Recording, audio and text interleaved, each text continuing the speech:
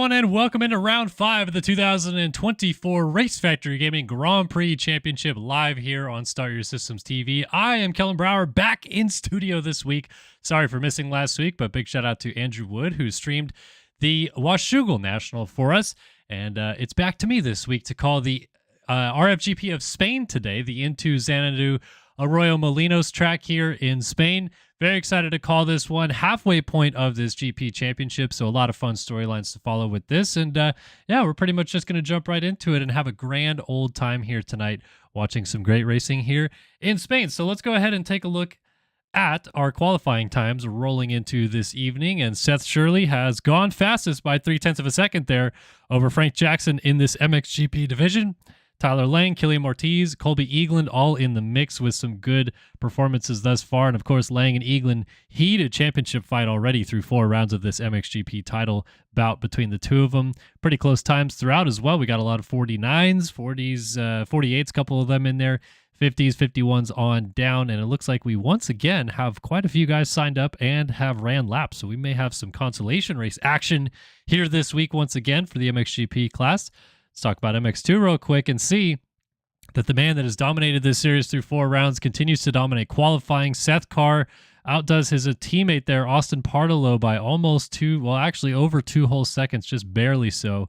47-1 to a 49-1. Seth Carr has been on a roll of late, both in GPs and in the national championship, so he continues his strong form here tonight, rolling into round 5 of RFGP. Wyatt Grant, Dalton Caudill, and Braden Tharp up there in the mix. Wyatt Grant has slowly been building towards a podium performance, been up there in the mix, as has his teammate Jackson Vick. I don't see Jackson Vick on this list, though, so I wonder if he maybe is not going to be here tonight. Unfortunate if he's not able to make it out.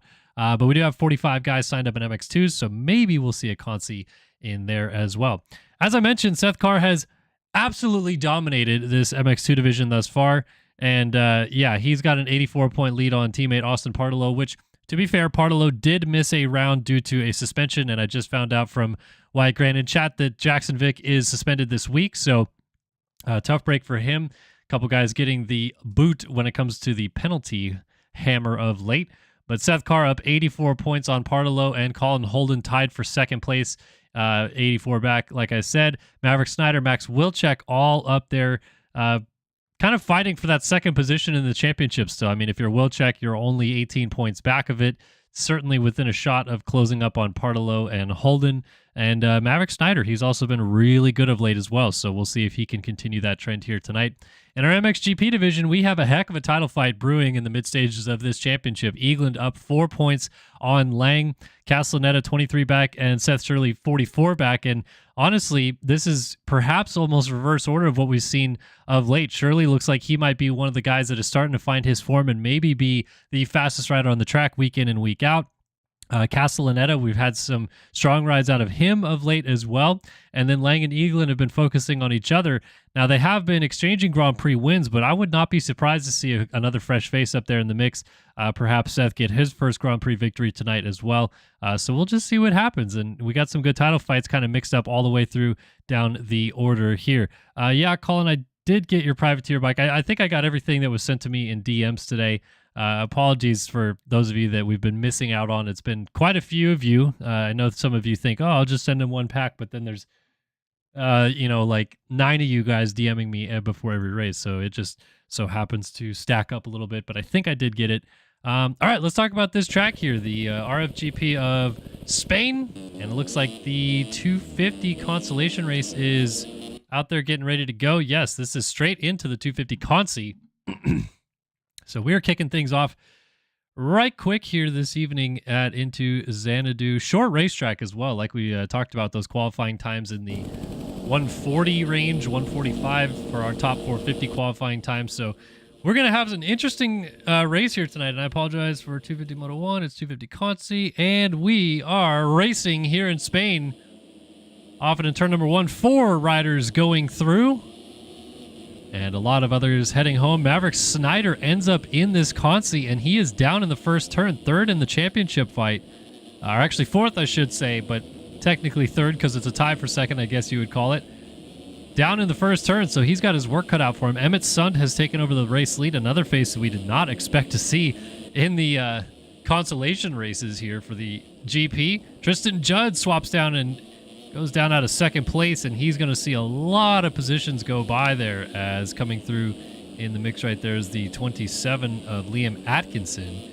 So also, yeah, not a good start thus far for the man Maverick Snyder. I'm not sure where he has fallen to. Let me get timing and scoring up real quick. There we go. Sorry.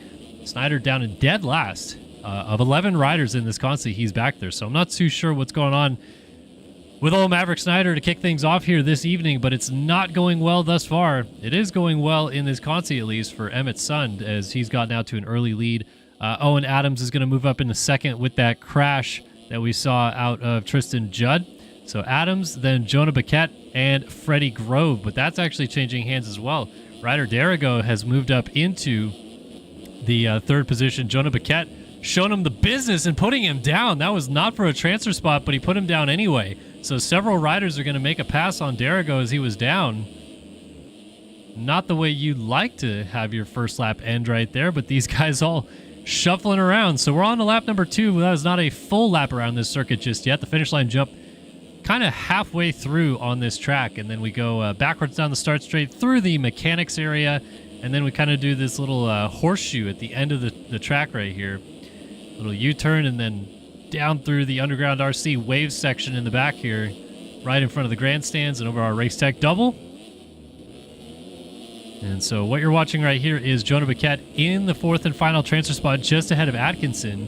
Whoa, but Atkinson's going to get crossed up and put down by Freddie Grove. So Atkinson goes down. Freddie Grove slides back into the final transfer spot there. Kobe Boubier, Tristan Judd, and Liam Atkinson now back in 7th, tailing up through the field here. And Snyder's still just 10th right now, but he is kind of closing up on this group. He's only about 12 seconds back when he was down a couple times on the opening lap. So I'm not too sure why Maverick Snyder's so off the pace tonight, as Kobe Boubier goes down. And he was running in 5th. He's going to fall way off of those transfer positions. He's now back in 8th, and there is Snyder coming in the background. So this is P4 in the championship right now in the consolation race, which honestly we don't see many consies in the GPs. And Snyder had a horrible start to his race. He's now finally caught up to the tail end of this grouping here. He's going to get to the inside there of Kobe Boubier and move up into actually that's Tristan Judd on the 135. Boubier just ahead of him. But yeah, not what Snyder was hoping for to kick things off. Boubier launching into that inside roller. Snyder's going to take the long way around here, but he's got more speed down the straightaway. Try not to land on the back of him. Get up to the right side and make that pass. So now he is up into 7th. He's got to get a few more positions, and you can see that he looks to be a little bit frantic now, as Boubier is putting the heat on him for his 7th position, but Snyder rips that inside rut, sneaks away. So here's Ryder Derigo in 6th. Oh, Liam Atkinson down in 5th randomly by himself on the start straight here. This is where there's almost no ruts on the track. He must have just lost the rear end and slid out. So there goes Snyder. That's another position for him. Ryder Derigo now up into 5th. But they've all got to catch this guy, Freddie Grove, who is, let's see, timing-wise, Freddie Grove is 9 seconds up on Maverick Snyder with 2 laps to go. But Snyder did just go 1:53.437 last time by, and Freddie Grove went 2 flat 0.3, so gained about 7 seconds. But Atkinson actually just got back around Snyder. So Liam Atkinson, these are a couple guys that, again, we normally see not only battling in some good points-paying positions in these GP races, but also sometimes even battling for podiums and race wins. So this is a bit of a surprise to see them both in this. I have to imagine it was just simply a situation of not being able to get a qualifying lap in before this race, because that can happen. The track comes out on Sunday evening usually, and if you could go to work or school the next day, which it's summertime, so I can't imagine you go to school, might not be able to get a time in, as Snyder triples up to get into 5th place as they both go around Ryder Derigo together. Gosh, they are absolutely ripping this track right now, and they're pushing each other up to the back of Freddie Grove. They're only 5 seconds off him now. Oh, and Atkinson, not the ideal rut right there, slides out through the corner a little bit. Snyder's been using this middle rut, and I think he does just because you get a much better drive down this straightaway. You can double in right there, double again, and sort of just pop out into this race tech table down into the mid-valley.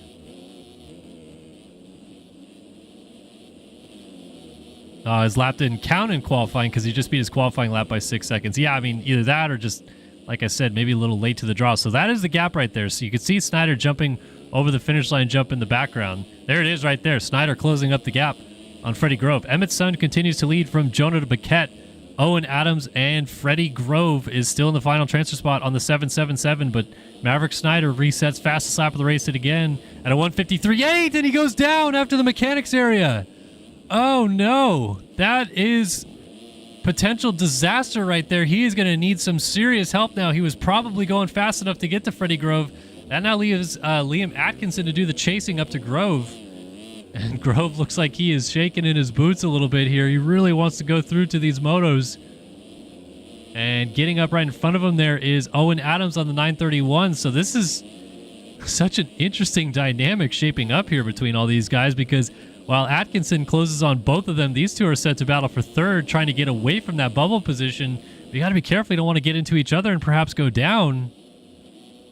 Oh my goodness, Grove almost through the front door there, right in front of the grandstands. They would have gotten quite the show. Owen Adams also heavy on the nose on landing. They've only got a few turns left, so if they can survive, they'll make it happen. But Liam Atkinson is charging. Maverick Snyder is closing back up to Atkinson. Somehow this is all going to come together with 3 turns left to go on this racetrack. I feel like Atkinson is pushing, and Snyder wants to get back into the mix. Freddie Grove launches out into the turn and lands it smooth. Oh, this is going to be fun. All right, here it is. Emmett's son is going to win this consolation race. Over the line he goes. Paquette will be second. Adams third. Freddie Grove has got 2 turns left to go. Atkinson is Hail Marying into these corners. Inside rut, ripping it through. Freddie Grove is going to try to go defensive. Inside line into the final turn. Atkinson around the outside of him is not going to get there. Freddie Grove gets in by 2/10. Snyder misses out by 2 seconds in the end. Oh my goodness, the speed difference for those two on that final lap was incredible.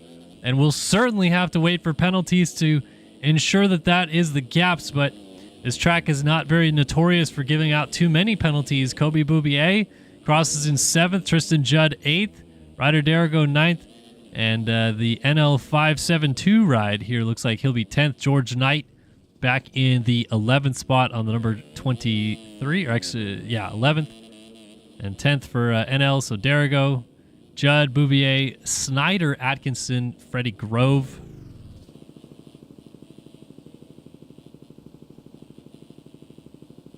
So Freddie Grove, let's see if he made it in. We're going to wait for those penalties to come in. We're just waiting for George Knight to wrap it up here. And there we go. He is in. Freddie Grove, I should say, makes it into the final transfer spot with Owen Adams, Jonah Paquette, and Emmett's son, 4th in the championship. Maverick Snyder is going home early tonight. That is a tough break indeed for the number 80 or 58 machine of Maverick Snyder. 332 on the pit board. Oh man, you hate to see it. Later, Whisker Biscuit. He's out of here. All right. Tough break for him, but for everybody else going through, they are going to be real pumped about that. As we are off and running here tonight at the RFGP of Spain. And let's see how everyone's doing in the chat room tonight. We got people hanging out in Twitch. We got people hanging out in YouTube. Good to see everybody. Sam LaCours, Brendan Kennedy, Parker does stuff. Jameson Cheney. Saru's up in here. Bodie Parker also hanging out. We got Wheezy, T-Films, Nut, Wyatt G, Colin Holden, Butters, and Thick Boy BT, a.k.a. Braden Tharp. Bodie Parker saying, I'm 4 minutes from home. You have to stall the 450 Consi. Listen, sir, I do not run the races. You will have to contact 1-800 Jacob Hubbard to get his server turned off if you'd like, or you could dial 1-800 Race Factory Gaming and they may get back to you in 8 to 7 business months. We'll see. All right. 450 Consi going to the line out here. We got Tommy Dallaire. We got Jacob. Eli Block is back. Where's Eli Block been? Alex Cunningham, Chase Donovan, Braden Carter, Dylan Van Vranken, Zach Fisher, Chase Donovan. Bodie Parker is here. It looks like he's going to be A-OK. Luke Scheffler, Chase Odom, and Fernando Andrade. ready to do battle here in the 450 Consolation Race.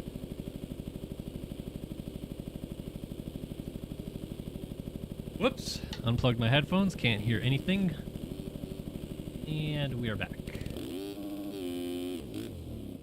All right, Jacob, I guess I'm racing the rest of the season. I think this is Jacob Arnbrister. Doesn't understand how naming convention works, but that's okay. We'll get there when it's time. Yeah, we'll race Ryder D. We'll get there. We'll race him when it's time. Pretty much happened this weekend, too. Deegs versus Ryder D. Moto 1 at the Shoogs. Battled it out for second. I was rubbing my hands together in the tower at Washougal, simply saying, it's time. Because it was. Ryder D in front of Deegs. That's what we pay the big money for. All right. Turn that 30 board sideways, get our track crew out of the way, and go racing for the 450 Consolation Race. In Spain, we're off and running. Couple guys hitting each other and the gate. Into turn number 1, Braden Carter gets to the corner first and then slides out. He is using, I don't know whose bike that is. Someone's Yamaha, the Allied Yamaha of who? I have no idea whose bike that is. But Bodie Parker, who he was nervous about making it here, is in the lead momentarily. Braden Carter swoops it back away from him. Oh, Carter to death over the front right there. That was a big one for the 4-time Supercross champ. And he is going to have his work cut out for him. Not sure what kind of trampoline he found in the ground, but that was a one-way ticket to Indonesia. All right, back into the action we go. Parker now out front from Jacob Arnbrister, Alex Cunningham, and Fernando Andrade. And the Brazilians in chat are going to be dropping the Brazilian flag like it's no other because their guy is P4. They show up like it's nobody's business, whether it's Enzo Lopes, Fernando Andrade, or Dudu Mutumbinho himself. They are out here in numbers. And Andrade just avoiding the hit from Chase Odom. And as I say that, he yard sails down in the valley and goes from transfer to 0. He's in 10th now, actually back to 11th. So Dylan Van Branken goes by and Chase Donovan also goes by. But Parker leads the way from Arnbrister, Cunningham, and Chase Odom. Let's go back to Chase Odom because he's got Braden Carter breathing down his neck. Carter picking it right up from that crash and wants a piece of him. Lays it into that outside rut, crosses back over, and Carter moves into the final transfer spot. That was a nice move right there. And immediately he crashes, so Carter is having some kind of problem. Speaking of problems, Chase Odom could not get unstuck from Braden Carter, who was laying on the ground, taking a bit of a nap. So Luke Scheffler comes into the fray, and moving into the final transfer spot is Zach Fisher, the Verbalicious Triumph, number 87, now into 4th, and someone has got to tell him to maybe up his rider damping a little bit because that body is getting flung around like a wet fish right there, slapping around front to back. Not a good look, but it's all right. Seems like it's working somewhat all right. Just sliding into the corner here in P4. It is Parker, Arnbrister, Cunningham, and Zach Fisher, the man on your screen here in the final transfer spot. Tommy Dallaire closing up behind him on the TonyThrottle.com machine. This is the Verbalicious number 87 of Zach Fisher. Indeed, Braden Carter not getting in on times because he had no time. Really no time to run a lap. Washed indeed. That is going to be the next documentary YouTube video on our Start Your Systems main channel. Is Braden Carter's career over? And it's just going to be a Nico Rosberg with flames in the background meme. But Fisher's doing a pretty good job here, holding tight with Dallaire keeping him honest.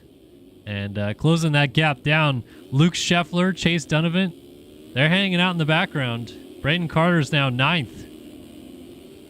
and not getting much higher than that right at the moment. He is 30 seconds behind our race lead.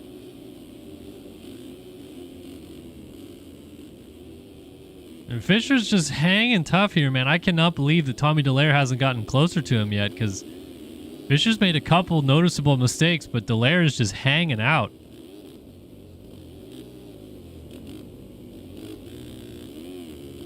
So what shall happen next? With 2 laps to go in this 450 consolation race, I am on the tip of my seat.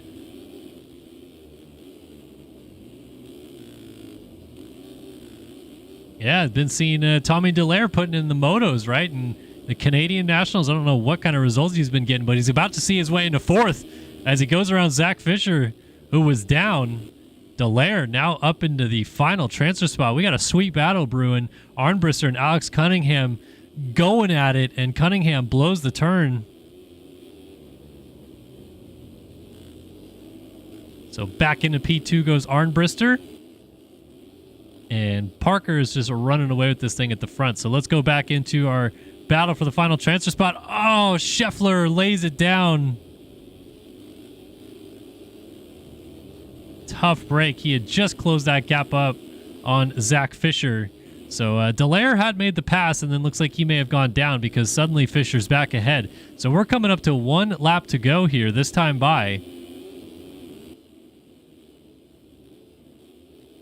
And yeah, Braden Carter's still 23 seconds behind Zach Fisher. I don't think he's going to get him, folks.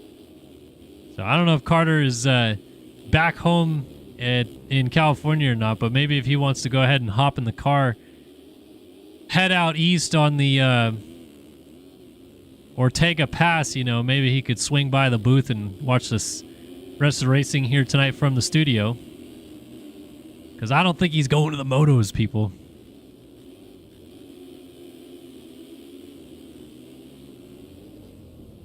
All right, can Zach Fisher hold on to this thing? Oh, big crash. Donovan goes down and brings Tommy Dallaire with him. They were both starting to work up to Fisher. In fact, Donovan had just gone 8 seconds faster than Fisher in a single lap that last time by, and then rolled up the windows after the mechanics area, and down he went. So let's see if he can get back on his horse here and maybe close this gap down. Zach Fisher shaking in his boots, trying to hold on to this thing with 1 lap to go. Big old gap up to Cunningham in 3rd place, 13 odd seconds. 13-second lead for Bodie Parker out front as well. There's Dallaire, and Donovan is back charging. He is going forward with Scheffler, and Eli Block can't win a pro race in the dry. I assume that means his Supermoto 4As, but I'm not too sure. So they're just trying to work their way up there. Oh, Bodie Parker down 2 feet from the finish line jump. That's all right. He's going to pick it up and still win this shindig. 2 turns to go. Well, he asked me to hold the Consi 4 minutes for him, and I guess he had just enough time to get back. Bodie Parker takes the 450 Consolation Race here at the RFGP of Spain. Cunningham 2nd, Arnbrister 3rd, and Zach Fisher looks as though he will hold on.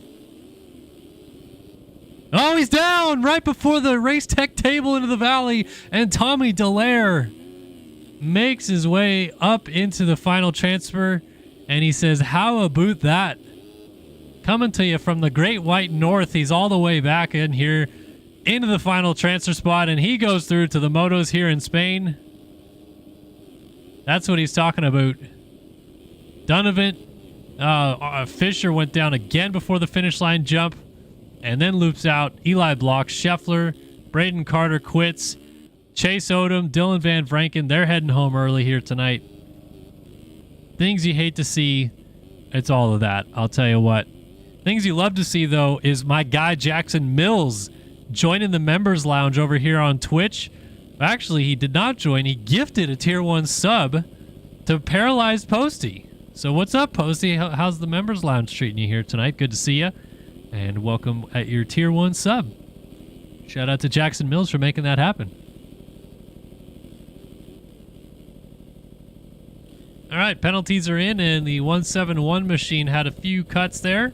0.68, that was Scheffler. But our front 4 are all good. Dallaire, Arnbrister, Cunningham, and Parker through to the main motos. Coming up in a few moments.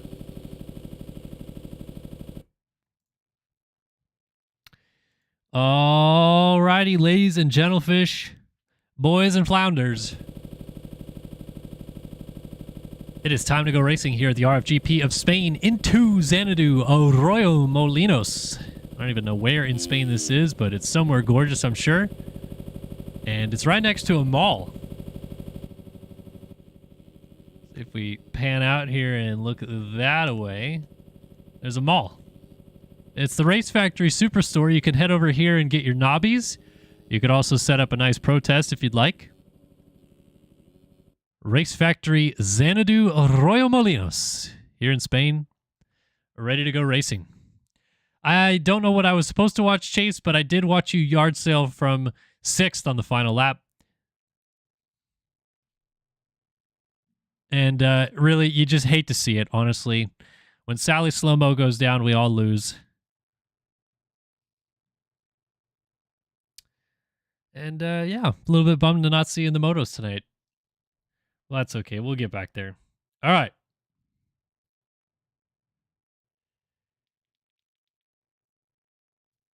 It is just about time to race here in the RFGP of Spain. Let's give you guys a rundown of who's going to the gate in MX2 Race 1. Emil Hool, Lumi, Xander Brion, Colin Holden, Dylan Delaire, Christopher Harris, Joseph Pilsner, Alec Horn, Ryan Swanson, Tyler Perez, Tyler Nichols, Dalton Caudill, Cody Wells, Owen Adams, and they're all changing up. Cole Betts, Harrison Gafford, Tyler Perez, Emmett Sund. Who else we got? Anton Bergendahl, also here tonight. Ben Nerona, Jax Lindsay, Jack Gatland, Seth Devers, Dylan Delaire, just saw him in the Consi, Joseph Pilsner, Hunter Ash, Freddie Groves, Tyler Blowers, Braden Walther, Jonah Paquette, Tyler Valentine, Zane Durrell, Cole Betts, Emmett Sun, Wyatt Grant, Marcondes Feitosa, Harrison Gafford. Let's see, we've got who else is down there? Max Wilczek, Braden Tharp, Seth Carr, Race Cobble, Ryan Swanson. They're all moving around. Alex Halley's here. Nick Niles is here, people. Where's my Nick Niles fans in the chat? Oh, man. Got it down to 3 seconds, Chase, at the end, and you just missed out. So close, yet so far.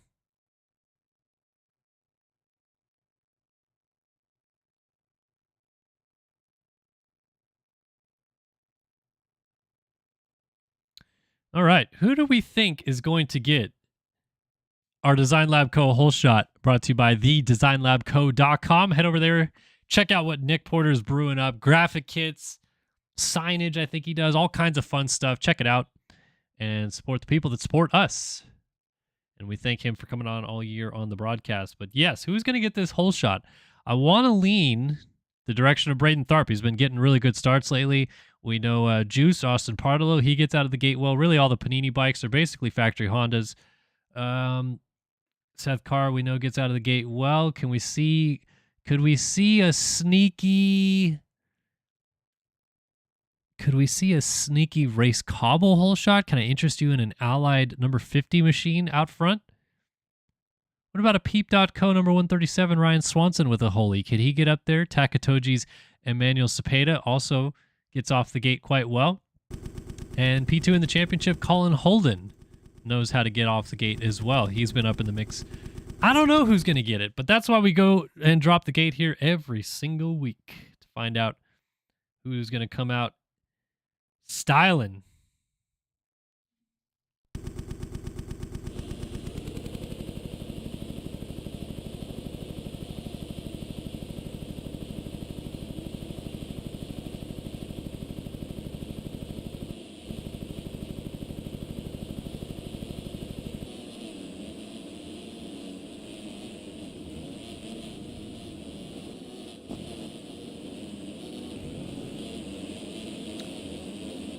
All right, here's everybody going to the gate. They're being led around on the parade lap by Xander Brion, Jonah Paquette just out of the Consi, Lumi, Tyler Perez, Dylan Delaire. Look at the fresh kit on the RBT, TonyThrottle.com Honda. That kit, which I really think we've only seen on the Star Racing Boys, actually pretty fire on a Honda, not going to lie. Jack Gatland. The TMs this year, I gotta tell you, the TMs, they come in every color but what a TM is normally, which is that light blue. Jack Gatland out here in that O'Neill kit's pretty solid as well. I like that. Anton Bergendahl going down. Alec Horn, number 29, but using his number 31 skin. I'm always confused by that. Alex Halley looks pretty good on the 21 machine here. There's Cole Betts, Owen Adams, Pilsner. Ooh, Cody Wells with white rims. There you go. Freestyle look. Nastan Husqvarna look as well for the Vulcan Worldwide program. Here is Colin Holden. New privateer skins for him this week. Running the Husky this time around. And what's that? Who's he backed by right there? Is that motorsport.com? Looks like on the shroud. Shout out motorsport.com. Tyler Blowers. Everybody's ready to go racing here and into Xanadu Arroyo Molinos. Round 5 of the Race Factory Gaming Grand Prix Championship. Boy, I'll tell you, we are packing them in on Twitch and YouTube right now. 80 you watching over on YouTube. We got about 21 on Twitch. But we do it for the core here tonight. Core audience is our audience, and that's what we're here and all about. All right, we are up and loaded on the gate. 30 minutes plus 2 laps. Who is going to get the Design Lab Co. whole shot? Let's take a look right down the inside. Austin Partolo is going to get off the gate well. It's all the Panini Motorsport bikes side by side. Looks like Carr is going to get to the corner first. Does he hold it through? I think he does. We're trying to get up to the front, and he does. Seth Carr gets the Design Lab Co. whole shot, and there goes the moto. Everyone else is going to be fighting for second. From here, we got Cepeda, Partolo, Jax Lindsay, Braden Tharp, all the Panini bikes out front once again. Tyler Perez off the gate well. Tyler Nichols around the outside getting passed up. Wyatt Grant moved up the inside. We got Harrison Gafford, Tyler Nichols, and a big crash going down the back straightaway. A couple of the Panini bikes were in it, but Seth Carr got away scot-free. And away he goes at the front. This has been the story in the GP Championship. If Carr gets out in the lead, he pulls away quite dramatically, and we'll see if he can do it again here as Partolo is going to try to go with him. So Tyler Perez off to a good start for Vulcan in third, and as I say that, down he goes. Wyatt Grant goes by. We got a lot of riders going down. Another Vulcan Worldwide. Huskies laid up on the inside right there. Looks like it may be Cody Wells. Ben Nerona went by. Race Cobble through as well. Cepeda up in the mix. Wyatt Grant moved into the third position with all of that. This week he's on a Fantic, so these guys are jumping all around, and I'll tell you what, my computer almost can't handle it. You got a 255 gigabyte solid state drive, and it has nothing but sim content on it, and I'm almost out of space. So this is what happens when you guys change teams every week. Seth Carr and Austin Partolo squeaking away at the front. They are 7.9 seconds out front already. And Partolo, honestly, keeping his teammate quite honest through the first lap here. So is this a case where Partolo's maybe feeling a little bit more of the flow here tonight, a little bit froggier?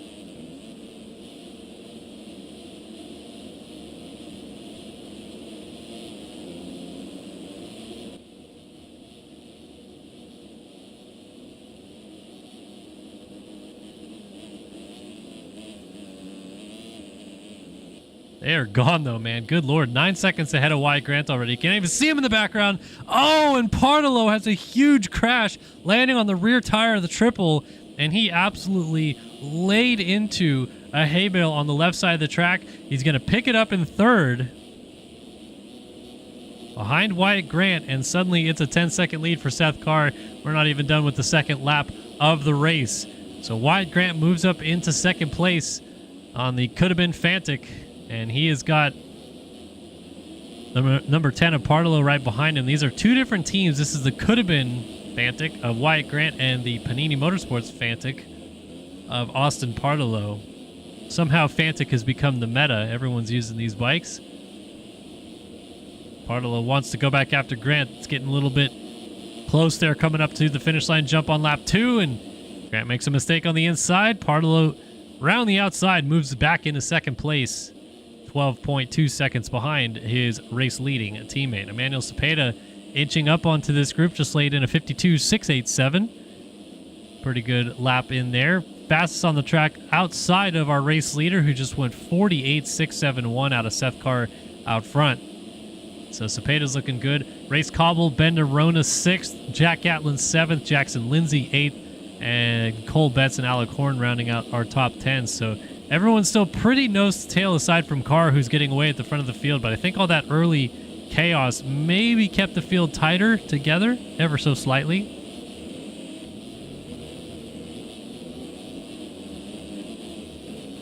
So Horn swings around the outside and gets that power planted up into this tabletop. Trying to keep Cole Betts there honest. Betts on the 234 ride.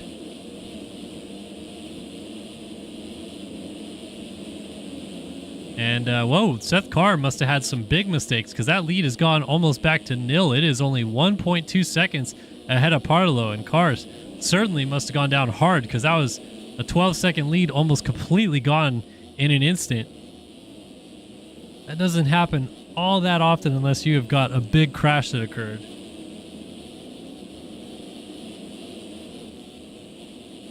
So Carr and Parlow back nose to tail more or less out front. Coming to the end of lap number 3. We are already 5 minutes into this thing. And what looked to be a pretty decent walk away for Carr is anything but. He just made a mistake. And here comes Parlow up and over the finish line jump. So let's see if Austin Parlow has something to say about this race lead. I think they'll play pretty nice together. I can't imagine there's any animosity between teammates. Have to imagine they're probably talking to each other right now about this and just chilling. One thing about it is, as much as it is intense to be in these fights and battling out front, a lot of these guys, especially if you listen to them and their live streams, I know Seth Carr has a stream that he does, they're usually pretty calm. They only really lose their cool when they crash 2 or 3 times in a row or get taken out in a dumb manner or something like that. Otherwise, it's a lot of focus, a lot of chilling, a lot of asking your spotter questions. Hey, where's this guy? You know, what lap times am I running if you can't see it on your board, for example? Things like that. And it's just a couple buddies hanging out, chatting, really, usually.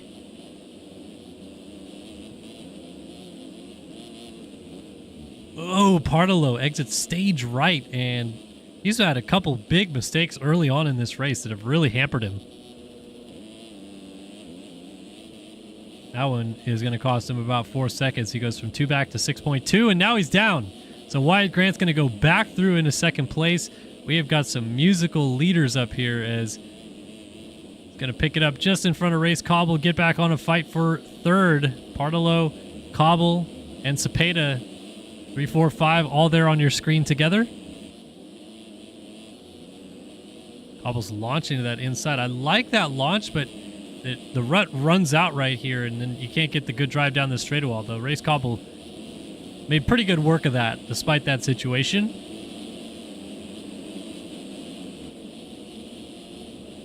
And Parlow, I would describe the first 6, 7 minutes of this moto for Parlow as fast but crashy. Might have to slow down a little bit to not crash all the time, because he's had a couple... crashed twice off the bike, and he's had 2 or 3 off-track moments as well. Meanwhile, Wyatt Grant is just continuing to click off the laps. Hashtag in Starlink we trust. So I don't know where he is. Could he potentially be on his way to Loretta's? I don't know all of Wyatt Grant's stories, but if he's using a Starlink, I'd have to imagine he's not at home. But he is finding a comfortable home in second place of this race at the moment. 156 flat for him last time by. A 149 flat for our race leader. 7-second disparity between our leader and second place on the racetrack. Seth Carr still putting down the fastest laps, and it's not particularly close. 52.4 out of Race Cobble in fourth was the, 3.4 seconds behind him, basically. Got a 52.4 out of Max Wilczek as well, a little bit further down the field. Those are the only ones even close, as Wyatt Grant goes down out of second, and back through there goes Race Cobble, now into P2. Is Jax Lindsay going to get him as well? It's going to be close. Right there in the battle for third as we get going again. And he does. So a mistake for Wyatt Grant. Jax Lindsay goes through, and Jack Gatlin actually by into 4th now.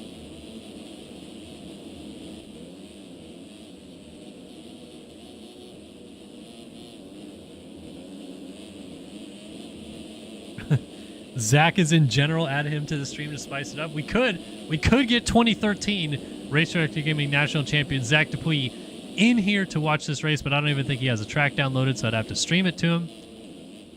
That's cool. We'll just let Zach have his chill time on a Monday evening. 20.9 second lead for Seth Carr as Race Cobble there is now in 2nd. Jax Lindsay 3rd. Partolo back on the charge. He's trying to get Jack Gatlin for 4th. Inside move is going to get him and then goes defensive into the next turn. Did I hear a bike down? It was. Race Cobble went down. Oh, and Partolo and Gatlin are going at it. Gatlin gives him the business, putting him over the berm, and now side by side, Cobble goes back into 3rd. We got a 27-second lead for Seth Carr. This man, Jax Lindsay, has moved into 2nd place. Is he still on a Minecraft Honda? Yes, Minecraft Honda for Jax Lindsay. You got to get me in there. I would build the sickest base out of glass. Minecraft all day long. All right. Race Cobble closing the gap down from 3rd, and Jack Gatlin's with him. This is actually a really good fight for 2nd place on the track. Lindsay, Race Cobble, Jack Gatlin, and Austin Partolo pretty much nose to tail. You see 3 bikes in the air together basically right there. So Cobble going after Jax Lindsay as he high sides into the corner. Meanwhile, high siding Race Cobble gets high centered on the rut. So Gatlin back into 3rd as Partolo slips up to 4th.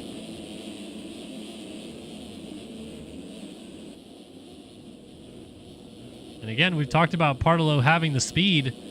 Now, can he get up and battle with these guys? Lindsay, a mistake off the inside. Partolo swoops to the outside. Better run through the waves and cuts across Jack Gatlin's nose to take back over 2nd place. And once again, it's a Panini 1-2. But this time, Seth Carr is long gone at the front of the field. 20.5 seconds. He just went down.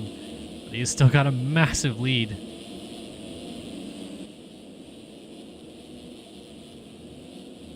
So let's settle it down, shall we? 11 minutes and 11 seconds into this thing.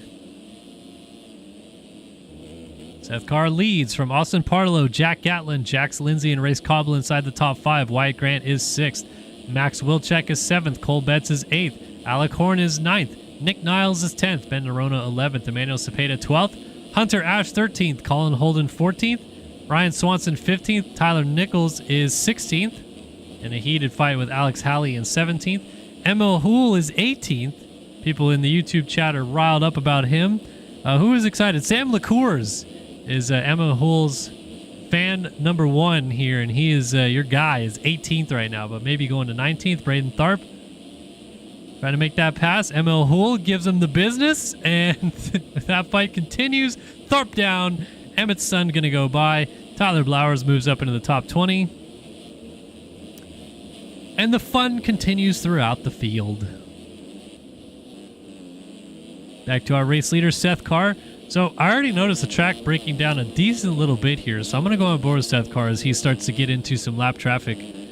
At the braking bumps right there were kind of already pre-established, but they're getting bigger. Where I noticed some real lines developing is after the finish line here. Everyone is going through the finish line right here and then hanging tight left of the track, jumping onto this table off, and look at how big those 3 bumps are, entering the corner, inside rut, backwards down the start straight, and then some pretty decent chop into this corner already developing as well. So yeah, the track 12, almost 13 minutes into this thing has already got some gnarly bumps and rough laid into it. I'm keen to see as the moto goes on how much worse it gets, because for this early in the moto for it to already kind of look like that, I don't know.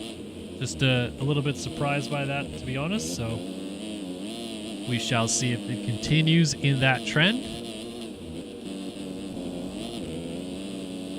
I'm trying to get a gauge on who is going a lap down already. It looks like he just went around Harrison Gafford in 32nd. And then he's got 3 more riders pretty much right ahead of him. And then fairly large gap up the road.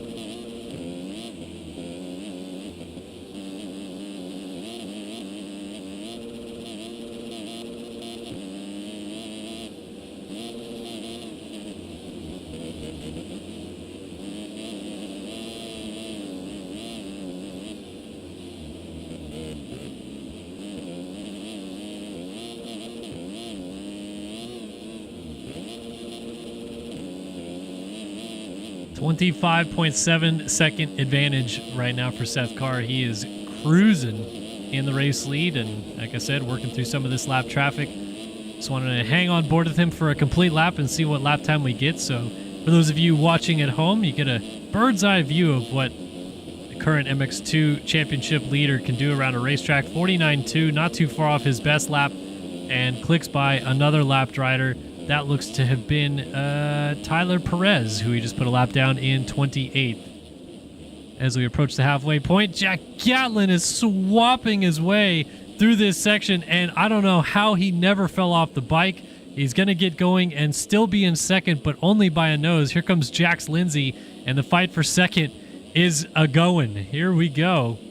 First of all, Jack Gatlin has to collect his stomach and put it back inside of himself because his intestines probably fell out from tightening the sphincter so much right there. But he is up and still going in second, and Lindsay is now closing that gap down. We got Wyatt Grant, Race Cobble rounding out our top 5.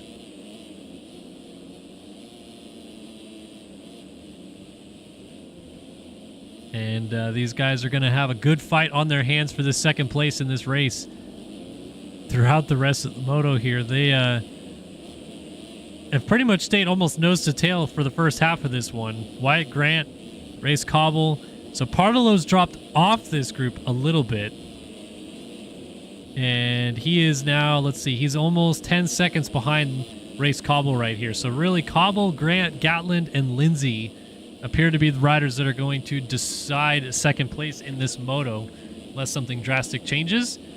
JVL Photo, what is up, my dude? Good to see you as well. I apologize for not stopping and talking to you longer. Honestly, I saw you and waved at you, but I didn't register for like a half second who it was till you were walking by me, and I felt weird stopping you and chatting with you, but good to see you as well.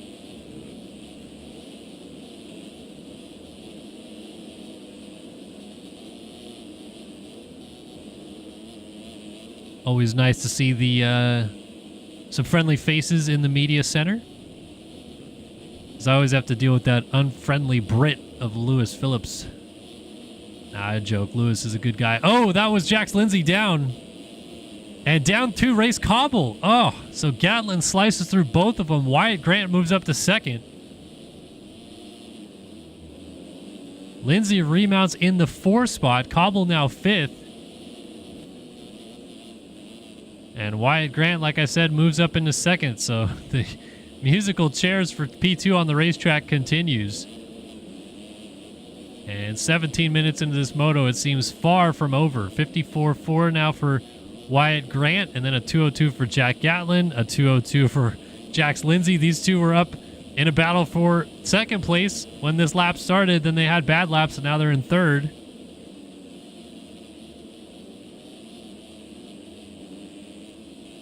And then Cobble also went down and almost had a big moment right there as well. These guys are kind of starting to struggle with this track a little bit. Seems like slippery surface plus big bumps is generating a bit of a frustration point for some of our racers out there. Yeah, definitely we were both on the move. Where can people check out your work from the weekend, JVL? I know obviously they could check you out, JVL Photo on Instagram, but who were you dialing in some of those shots for? Maybe your website. Pump it out in the chat. Always love to see what kind of work you got a-going.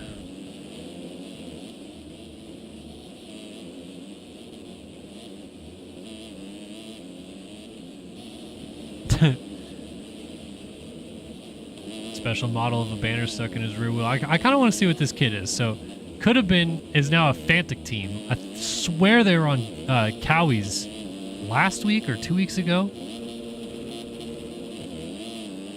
And yeah, I mean, it's a good looking bike. And my lovely wife bringing in a fresh cup of coffee. I ask and she delivers. Thank you so much. And a cookie. Oh my gosh. Spoiled rotten up here. Thanks, love.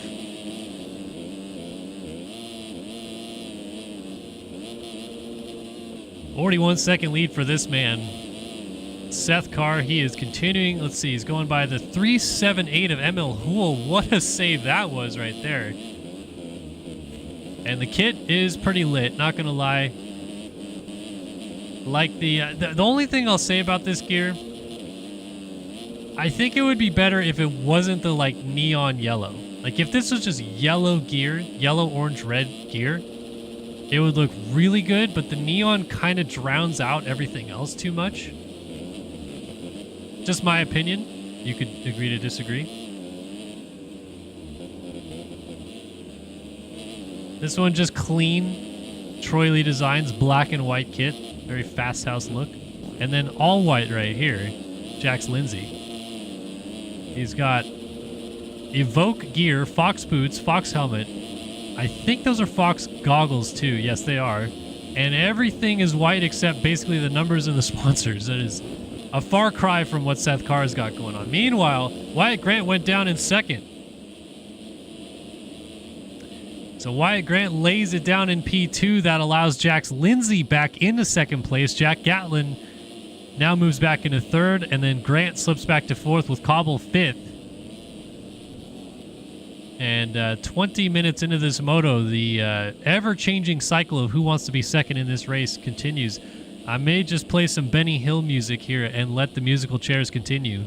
Because it seems like anytime someone gets the ball rolling in P2, they crash. And this time, it was Wyatt Grant who laid it down. He has moved back into third. Jack Gatlin went down. So now Grant going to get back on his horse and try to close the gap down to Jax Lindsay. These guys are 54 seconds plus behind the leader, Jax Lindsay, there.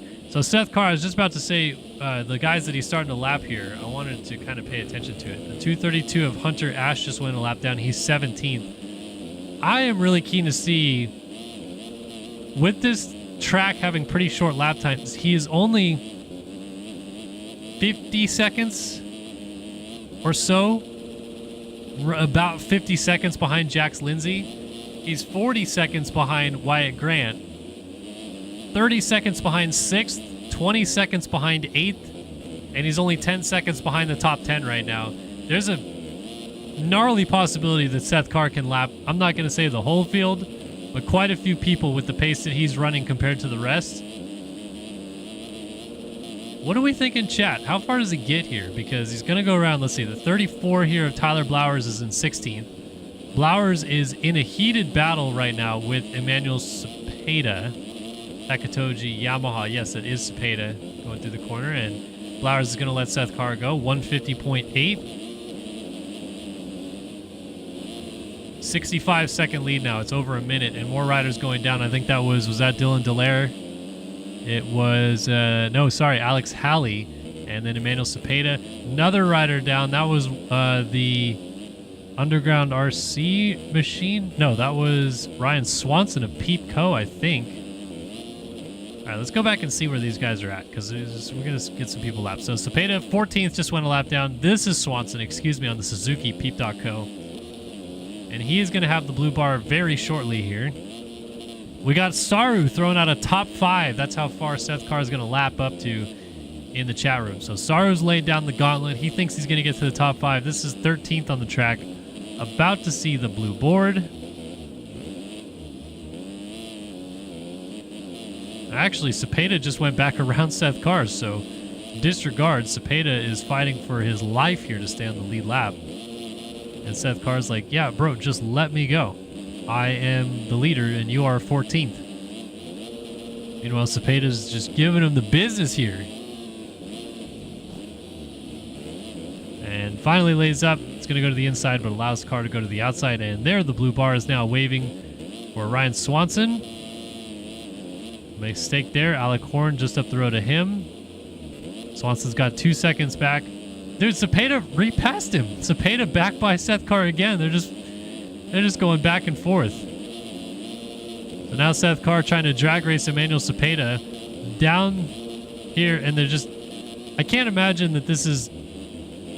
Well, Seth Carr now goes back by him, and he is also going to get Ryan Swanson into the last turn here. Yes, Seth Carr around the outside. So 13th is now a lap down. Partolo, his teammate, now has the blue board out. Partolo can take his time. He's just messing around. We got more riders going down. Alec Horn goes down. Colin Holden was down. All these guys are starting to get lapped as Seth Carr. What is Partolo doing? What the heck is Partolo doing? He gets on right behind his teammate now. So Partolo is 11th, and he is... What is Austin Partolo doing? I don't even get it at this point. He's skipping parts of the track. I mean, he's absolutely ripping, but somehow hasn't repassed his teammate. Now he does. And Carr's just like, all right. I don't know what this is about, but cool. And Carr rips around the outside, and Partolo goes down. So Colin Holden, who is in a fight for second in the championship right now with Austin Partolo. This is quite literally Partolo being 3 positions behind him now is going to give 3 more points back to Colin Holden. That's going to change over second place in the championship to Colin Holden exclusively as he goes by Cole Betts. That's a crazy fight there for 9th. And these guys are just trying not to get lapped. Oh, and Carr in the background just went down, the leader. So there goes Cepeda. There goes the 831 machine of Owen Adams. Sorry, 931. And here's Partolo back in the picture with Seth Carr. All right, so down went Cepeda. Let's see if Cepeda lets him go. Cepeda to the outside, Carr to the inside. And for the 3rd time this moto, Seth Carr has lapped Emmanuel Cepeda. All right, so things have changed up for second, and the fight is actually still a pretty good one. Wyatt Grant, Jack Gatlin, 2nd and 3rd right now, and nose to tail in a good fight right there. That rut both feeding them off the racetrack.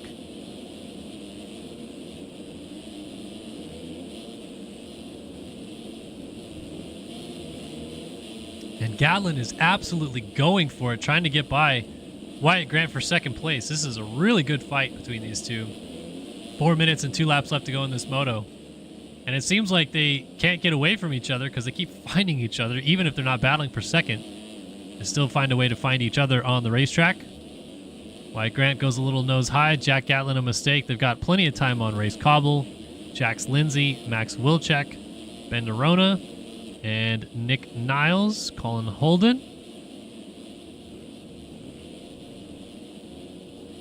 Little mistake right there. All right, so where is Seth Carr now on the racetrack? So if this is...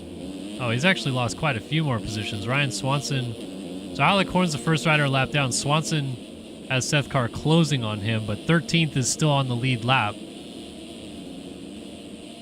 guys are making a lot of mistakes. I should say these guys, the leader's making a lot of mistakes.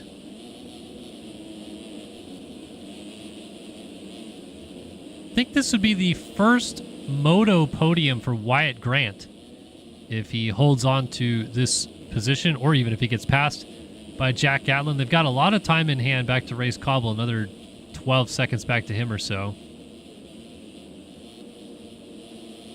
And what was a minute and 15-second deficit to race leader Seth Carr is now down to a minute and 2. So Carr's certainly ran into some problems trying to get through these lappers.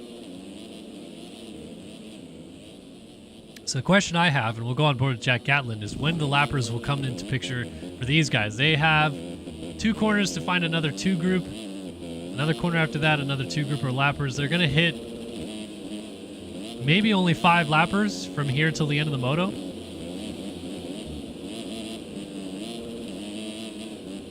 And you're starting to see just how gnarly this track has gotten. Huge bumps in the ground. Chop all the way up the face of that, which used to be really a poppy jump, and they're almost kind of using it like a dragon's back all the way up the face of it. Launching to the top of the hill here.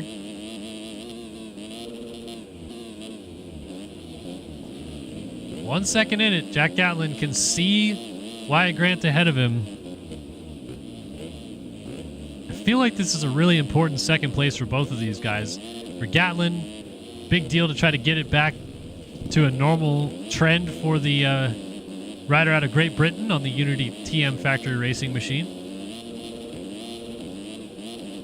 Wyatt Grant also looking for a pretty breakthrough ride here to get P2 in this race.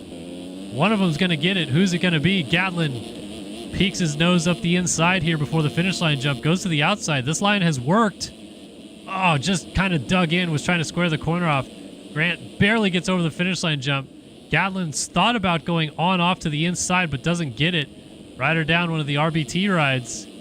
Drag race into the corner after the finish line jump. Inside for Gatlin, outside for Grant. They funnel into the same rut together. Back down past the mechanics area they go. Gatlin inside to outside, trying to get a better run into this section. They both scrub. Pretty good run down the inside for Gatlin. He's going to get up alongside of him. Oh, they almost touch in the air, and they do almost touch on landing. How Gatlin reeled that back in, I'll never know. But a nice save to not hit Wyatt Grant, and the battle continues. Grant is really trying to delicately weave through this lap traffic here while also defending the inside lines. He doesn't want to leave the door open for Gatlin, who immediately is back on the prowl here. And very nice job by this group of lapped riders. They've done a pretty good job of getting out of the way. And Gatlin is all over Wyatt Grant once again. Launching off the underground RC triple. Ooh, little case right there for Jack Gatland. Oh, and Grant, oh my goodness, swapping into that corner. These bumps are starting to bite these guys. Time has expired, by the way, so they will see 3 laps to go next time by because Seth Carr already took the Panini Motorsports ride across the line this time through. That rut's starting to develop enough that these guys can double through here.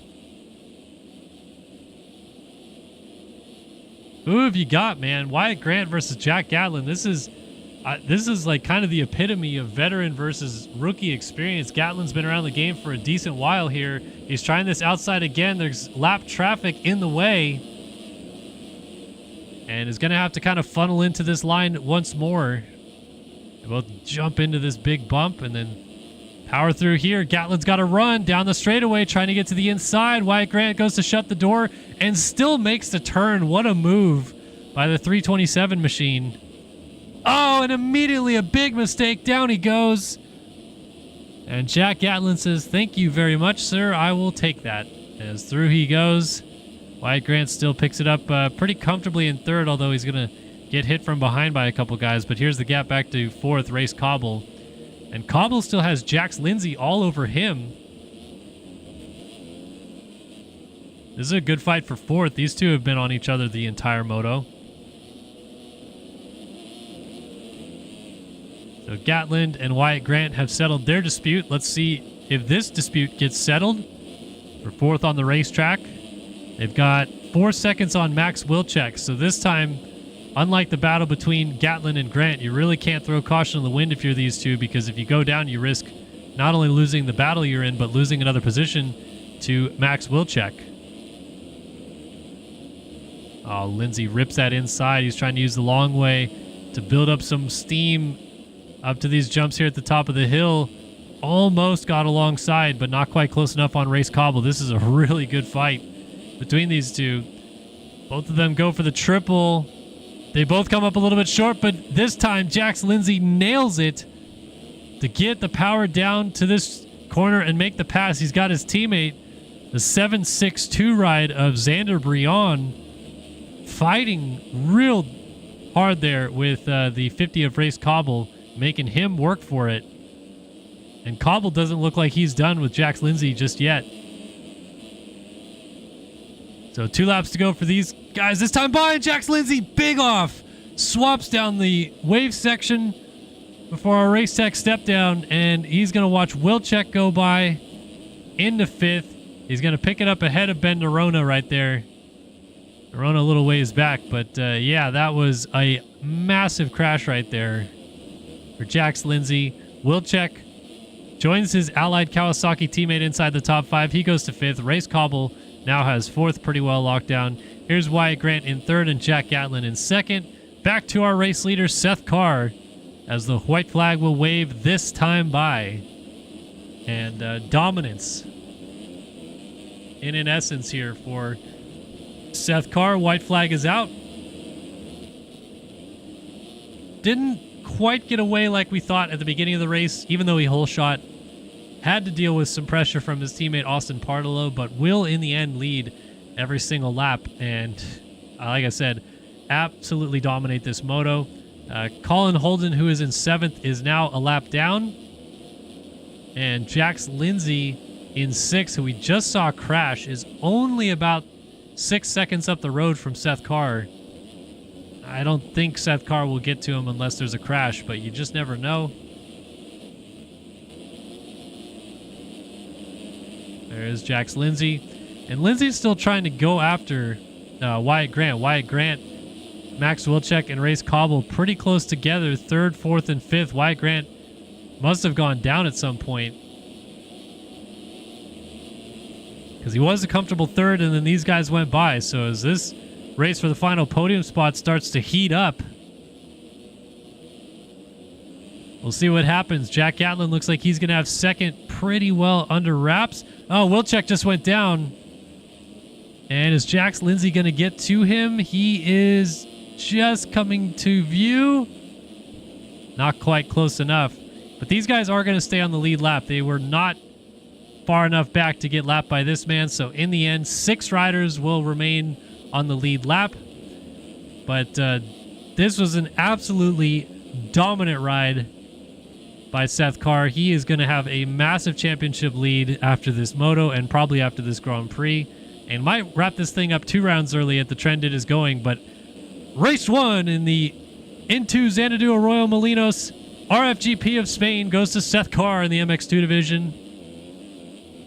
Massive victory over Gatland. Wyatt Grant's back into 3rd, so Wilczek and Cobble both did crash it away, and Jax Lindsay's closed it up, so now a battle for 4th is on. 3 riders just about nose to tail down this back straightaway on the final lap. Can Wilczek hold on? He did have that crash. Race Cobble, you know, wants to get back by his teammate. And, you know, they could be fighting for 3rd if anything happens to Wyatt Grant. Again, Grant has 4 seconds in hand, but look at Cobble, man. Inside, outside, back to the inside. Crosses over to the inside here. He's trying every different line he can think of, and that one trampolines him to the ground. Over the bars goes Race Cobble. He's back to 6th. Oh, and Wilczek went down moments later. Out of 4th, Jax Lindsay takes advantage. He's back into P4. Wyatt Grant looks like he will lock down 3rd in this moto. Jack Gatlin got away pretty comfortably in the end to bring it home 2nd, but he's going to finish 1 minute and 26 seconds back of Seth Carr. Crazy. And Seth Carr ran the fastest lap of the race on the last lap of the race, a 1:48.273. So Jack Gatlin through the final turn picks up P2 in the moto. 1:27.867 was the gap in the end. Crazy. Wyatt Grant, first career podium, I believe, for him. I know Jackson Vick picked up one at Majora, but Wyatt Grant, breakthrough ride for the 327. He picks up 3rd in the moto. A little bit subdued about it, but I think he was probably disappointed he couldn't hold on for 2nd. He certainly was battling it out for a while. And final turn, Race Cobble gets taken down by his teammate Wilczek, and Jax Lindsay went down in the last corner, so he's not going to get by Cobble either. Or will he? Actually, he does. Oh, but Cobble gets it back on cuts. Jeez. Good gravy, man. What a race. But in the end, it was all Seth Carr's. He dominates MX2 Race 1 in Spain.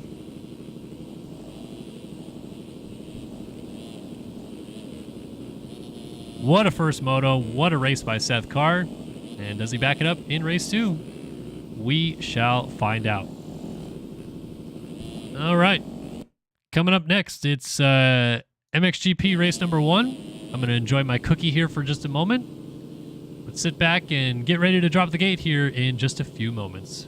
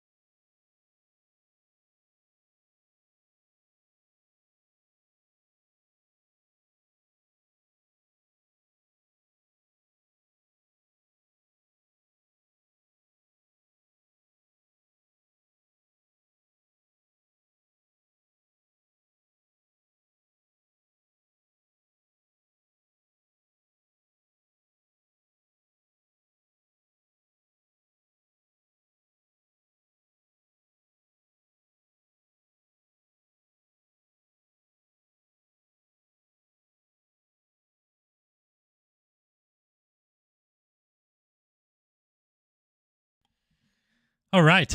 Delicious cookie. 10 out of 10. Would recommend to all of my friends. All right. Let's see who's going to the line in MXGP race number 1, shall we? All right. Who's going to get the Design Lab co-hole shot as well? We got to talk about that. Seth Shirley, Lucas Arriagada, Jet Wisdom, Brandon Larson, Braden Castellaneta, Teddy Lehman, Jason Stubbs, Jared Gummison, Reed Young, Jeremy Estrella, Jacob Arnbrister, Blake O'Brien, Logan Mortberg, Jason Stubbs, Killian Ortiz, Frank Jackson, Ashton Rakowski, Colby Eaglin, Dre Smith, Ethan Parks, Alex Cunningham, Blake O'Brien, Tucker Zimmerman, Carl Robite, Blake O'Brien already said, J.R. Reyes, Jay-Z, Sonny Spicer, JT George, Bodie Parker, Anthony Pachone, Ethan Commodore, Jeremy Schiabro, Hayden Stevenson, Justin Thomas, Aaron Rockefeller, Kyle Boardman, Bryce Foley, reigning champion Tyler Lang, Caleb Hall, Bryce Lizaraga, Adam Holm, and Tommy Dallaire. I don't think I missed anybody, but apologies if I did. Be sure to let them know next time through. Saru, a.k.a. Seth's #1 fan, is in the chat. He thinks that Seth Shirley's going to whole shiggity shot this race. And Gatlin Plays joins us and lets us know that was kind of fun. So P2, in case you were wondering, is kind of fun. Breaking news. It's kind of fun to get on the podium in this game. I can agree. I only did so 3 times in my career. Yeah, Jack, definitely first of the non-aliens, I would say. So you could, in the non-alien division, definitely a P1, I would say. Have to agree with that. All right, who do I think is going to whole shot this race? We got no Hubbard, we got no Leclerc, so we don't have our whole shot maestros. We have B-Lars. B-Lars has been really damn good off the gate. Tempted to lean him. Do we have B-Lars? Yeah. 30, the Brandon Larson. You know what? I think Tyler Lang whole shots this moto. Sneaky suspicion. First 35 you've done for Owen Adams. Like, ever? You never once did a 30-minute moto in this game? Come on, bro. You got to train for them things. You're going to get the thumb pump. You're going to have to go put some ice on it after the motos.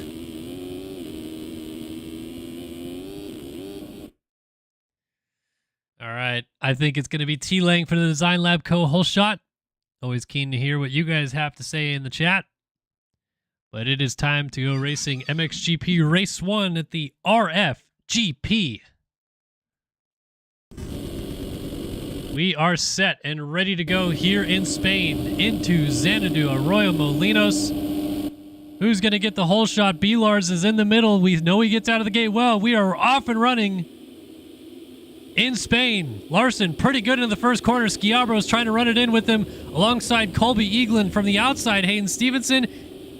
I think it was Colby Eaglin by a nose. Gets the Design Lab Co. whole shot award. What a move. Oh, and then immediately makes a mistake and hands over the lead. B-Lars out front.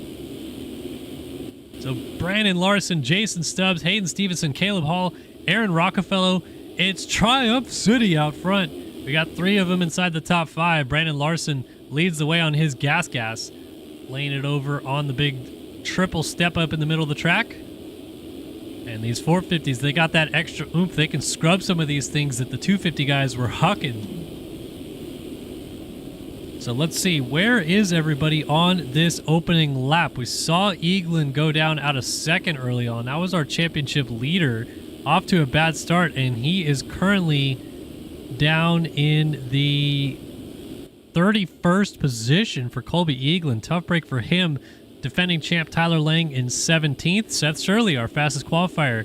Not bad start in P8. It's Larson, Stevenson, Caleb Hall, Blake O'Brien, Jason Stubbs, Aaron Rockefeller, J.R. Reyes, Shirley, Young, Gummison, and Spicer at the end of lap number 1 here in Spain. Off-track excursion for Stevenson. You can see how tight-knit the group still is behind all of these guys as Seth Shirley in this pack trying to work his way forward. Gets hit from behind, actually, and goes off the inside line of the track, has to hop back over the wall. Gets on right in front of Jared Gummison. But behind Sonny Spicer, Jared Gummison raced the PIR race. I did not get a chance to say hello to him, though.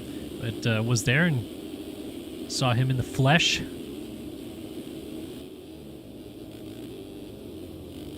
Aiden Stevenson getting caught by Caleb Hall. These two teammates, I think they are they not? No, they are not. My apologies. Caleb Hall is Underground RC, right? And Nexus, or there's too many triumphs, not enough names to go around. As Brandon Larson continues to lead this race through the back section, get his time in the sunshine out front. Up and down season for B-Lars, but one thing that is always all reliable, it's like going to his jellyfish net every week. He gets good starts. He's basically Phil Nicoletti of the series at this point. And these guys are on a pretty good freight train right now. In fact, maybe the fastest rider of this group is Stubbs, and he's going to make an inside move on Blake O'Brien and force his way into fourth. And he's already right behind Caleb Hall, so that was a aggressive but kind of smart move because it just forced Stubbs out of the way, and I think Stubbs wants to go forward here. Crosses up to the right side of the track. Little better drive through here, but I don't think he's got the line on Hall. He's trying this inside. Oh, and then a mistake. High centers him on the right as Seth Shirley goes down out of sixth. Slid on his nose for a country mile, looking like Max Verstappen running into Lewis Hamilton at the Hungaroring this weekend, sliding on the nose off the track. Gets going behind Anthony Pichon, and he is now 10th, is Shirley. So back up to this battle. We got T-Lang now finding his way into 7th, right behind J.R. Reyes. Reyes to the outside. Lang poked his head to the inside line right there, but couldn't quite make a connection just yet. Scrubbing down off of that jump. Rear tire planted, inside line. Dualies, little flick dualies. Lang trying to make the pass, but man, fighting all the way tooth and nail there was J.R. Reyes. Lang now up to 6th, though. Good pass right there. Still Stubbs, O'Brien, Hall, Stevenson, and Larson up here. Nothing doing in terms of passing, but these guys are all still pretty close together. And then Lang obviously going through J.R. Reyes, Pichon, Gummison, and dealing with some pressure, Jared Gummison right there from Killiam Ortiz. So Seth Shirley is really falling down the order now. He is 28th. So not sure what happened to Seth Shirley there, but he is well down the order.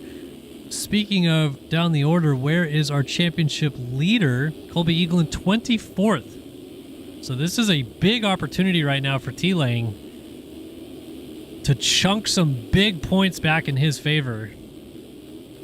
But we'll see. This is it's a long race, short track, and the times will tell the story as we continue to roll along. Oh, Larson down with the lead.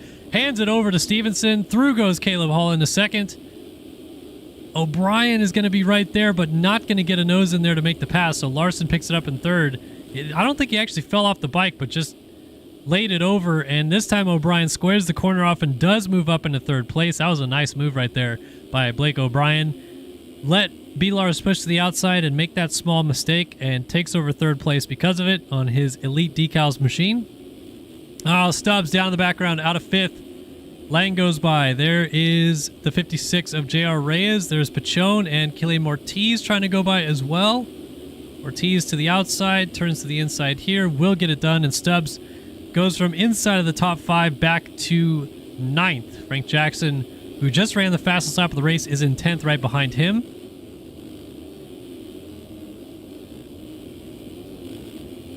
So these little mistakes starting to shine through for some of the top runners early in this moto, and it's negatively impacting their potential result as Larson has gotten back around Blake O'Brien into 3rd. Meanwhile, we have got ourselves a battle of brewing for the race lead. Hayden Stevenson versus Caleb Hall, the number 3 Nexus Triumph versus the number 7 Underground RC Triumph of Caleb Hall, battling it out front.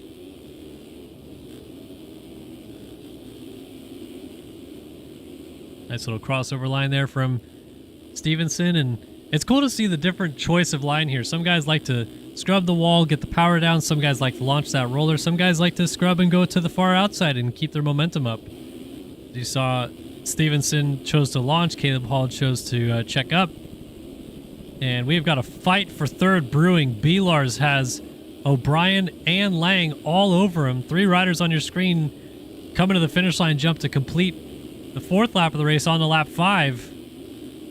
Oh, doolies. Look at that. That was a nice one by Lang up the inside, trying to force the issue, but O'Brien gets to the corner first and holds him off. Backwards down the start straight to the inside rut, all 3 of them go. And Frank Jackson, now in 8th, has reset fastest lap of the race again. O'Brien off the track, rejoins, but does lose that position to Lang and almost goes down, rides the nose on corner exit. Lang now up into 4th place, continuing his ascension. 50.4 last time by. It was a 49.2 for Frank Jackson in P8, laying down the goodies. But aside from Frank Jackson, fastest rider on the track was T. Lang. He was the fastest rider of the lead group by over a second, except for Caleb Hall, who went 51.1. But the fight for third place is on. Brandon Larson versus Tyler Lang going at it. And honestly, the lead battle starting to tighten up again. Lang trying to get Larson, Hall trying to get Hayden Stevenson, but he just made a mistake, so we'll go back to that battle again. See the line options, both of them jumping to this kind of middle, but inside line in the end for Lang. Larson goes inside here. Lang swoops to the middle, and then I think off this one, he's just going to stay in transition there and miss all the bumps. See, this is the difference, though. Launching to the inside versus scrubbing to the outside. Lang is going to force the issue and make the pass. Let's see if Larson gets a drive back alongside of him down the straightaway. It's close. It'll flick dualies together into the valley. But the defending world champion completes the pass into third place. Nice move by the JIBR.co Gas, and a mistake now from Larson in the background. He's got more problems. Lang, speaking of problems, is giving Caleb Hall all kinds of problems for second already. And this just goes to show the charge that T-Lang is putting on. Oh, is he going to force the issue here? He thinks better of it on Caleb Hall, the 2 buddies that always sit in the first turn together during warm-up. Oh, Hall a mistake, and Lang shoots to the inside to make the pass. What a monumental charge T. Lang is putting on here. And he's doing so all the while. The 24 of Colby Eaglin still outside of the top 10, just about 10 minutes into this moto. So our leader continues to be Hayden Stevenson on the Nexus Triumph, but you can see the one of T. Lang starting to get in the background of the frame here. T. Lang at a 50.1 last time by was the fastest rider on the track. But as I say that, he's gone down. So Lang did all that work to get around Larson, Caleb Hall, get into the mix, and then crashes it away. And suddenly, he's dealing with the rider who has been the fastest on the track, Frank Jackson. Underground RC machine is now into 5th. He went 52.8 last time by, so he was slower than Lang, but he was the fastest rider on the track 2 laps in a row before that on lap 4 and lap 5, or excuse me, on lap 3 and lap 4. Lap 5 just completed. We're on lap 6. But these two now, maybe they could work together and freight train forward. We'll have to see. Seems like Frank Jackson has a little bit more of the speed in hand. So Stevenson continues to click off the laps out front, and he has been smooth as butter. And the lap times have been very close together. I'd have to imagine his current standard deviation is probably the best on track, because he just did 52.1 after 52.7. 51.4 is his best lap of the race thus far. He's got himself a 5-second lead, and he's starting to hit the tail end of the lap traffic. So that is going to be something to watch with him as he tries to fight through these guys to not get caught up in any way with any of their shenanigans. Looks like he's going to hit the JZ Phil's Ski and Snowboard All Fun number 138 first. Teddy Lehman looks to be either out of this race or quite a ways back in P40th. As what happened to Caleb Hall? He has gone back to the 4 position. Larson up into 2nd, Lang now 3rd. And yeah, something certainly happened to the number 7 machine. So now the fight for 2nd continues, but it's between 2 other faces. This time it's B-Lars versus T-Lang. And then Pachon now rounds out our top 5. So Frank Jackson went down.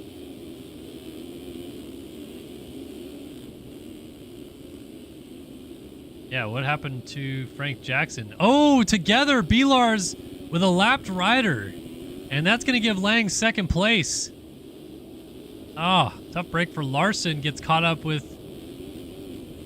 I don't want to say who because I'm not 100% sure, but I believe it was one of the Elite Decals riders. But regardless of which, that gives T-Lang second. Caleb Hall back here in 4th still. And JR Reyes now rounds out our top 5. So it's hot potato back there for 5th place. Updates on Seth Shirley. He's 15th. Where is the 24 machine? Totally missed him. He's actually 14th. He's just ahead of Seth Shirley. I was looking too far back. Is that Lang? That was Lang down. Lang was down in the corner. I saw a bike down. I didn't see the number plate. So Lang, just as quickly as he moved back into a podium position, loses it again. This is all playing into the hands of Hayden Stevenson out front. That is for sure. This is Austin Bear, I believe, on the 944 machine going a lap down. No, sorry, Carl Robitaille. So used to seeing Bear with the Yogi skins in the 944 ride, but Robitaille using his skins today, I guess. T-Lang makes the pass on Caleb Hall once again to get back into 3rd place, and that was just simply a mistake. Caleb Hall pushed out of the rut, and T-Lang was there for the taking. Simply enough in the end. This man is putting a moto together, though, right now. Almost halfway into this thing. And look, we know he has the speed to win motos, but good to see him really hitting his stride right now out front.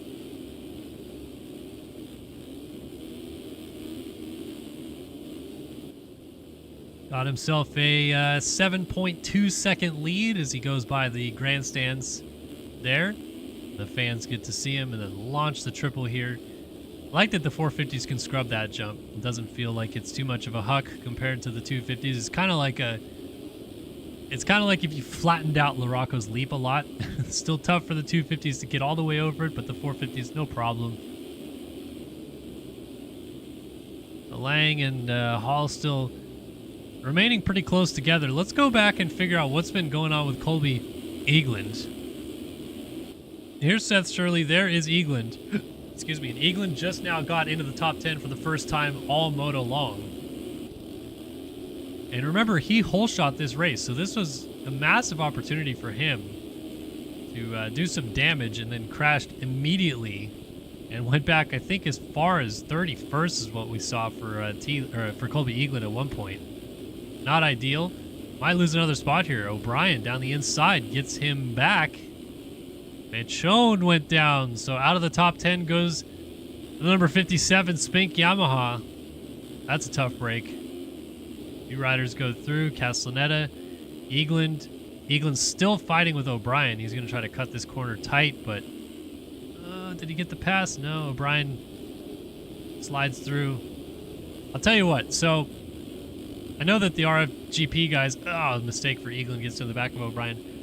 The RFGP guys are basically just trying to copy what the MXGP stuff does. I'll tell you what, the one thing that they absolutely should not do, because it's the dumbest thing MXGP does, is put all these sponsor billboards in spots where you cannot see the racing. This is fine. That Race Factory board right there, you know, it's to the track so you can see it coming at you. But this past weekend at Lockett in the Czech Republic, in real life, they literally missed Hurling's passing Jorge Prado for the lead of the moto in the first moto because it was behind a sponsor billboard that the camera couldn't see. Like, it's the dumbest thing MXGP does. They're so keen to have these massive sponsor billboards so that you can, I guess, sell more money worth of sponsorship that you don't even see pass for the lead happen. I don't know. To me, if I'm David Luongo in that situation, or even the television producer, I'm throwing a fit about that and saying we got to change something, because if you can't even see the pass for the lead, you're not doing something right. And it wasn't that the cameras weren't on him. They were focused right in on Prado and Hurling's going at it for the lead, and then they completely missed the pass. So my suggestion to the RFGP track crew is, yeah, that's one thing we don't necessarily need to have as a complete replica of what happens in real life.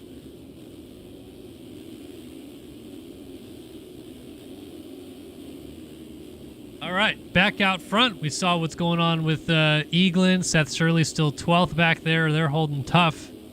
Hayden Stevenson is continuing to lead this race. 6 seconds even is the gap back to Tyler Lang. Lang 50.8 last time by, 54.2 for Stevenson out front. So Lang is definitely bringing that down. But Stevenson's strong suit, what got him here in the first place, is the consistency. He has been doing very similar laps on repeat.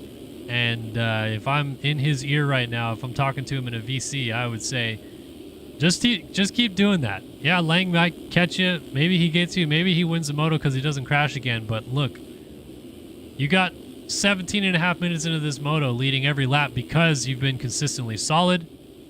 No need to change it up now, even if he's trying to catch you. Because what happens oftentimes, and I've been through this, you're in a good position on the track. Maybe like I've been in second, third, whatever, and I'm just doing my laps, and I start getting, if I get caught and passed for second, suddenly I'm third. I start getting caught and passed for third. I don't want to lose that spot too. I up my pace trying to match what those guys are doing, and then I crash, and then I pick it up in a panic trying to do the same laps again and crash again. So it's better to stay in your zone. Even if you're going slightly slower than the guy that's catching you, you can start inching your own pace up if you feel comfortable enough to do it. But starting to Hail Mary it to the wind to get a gap is not ideal. And look, it worked again because T Lang went down. So instead of a 5-second gap, it's now a 12-second gap because Lang crashed again. So if I'm talking to Hayden Stevenson here, I'm saying you just got to settle it down and try to control this race from the front with a managed pace. And he's seemingly doing just that, so well done to him. Back to Caleb Hall, who has moved into third. B-Lars went down and has slipped back to fourth. Lap traffic starting to come into play here a little bit. Killian Ortiz actually having a very strong moto on the TSCZ Productions machine, and he has started to catch B-Lars for fourth. Makes a little bobble right there. Going to lose a couple seconds because of that. But regroups and back going after B-Lars up the road.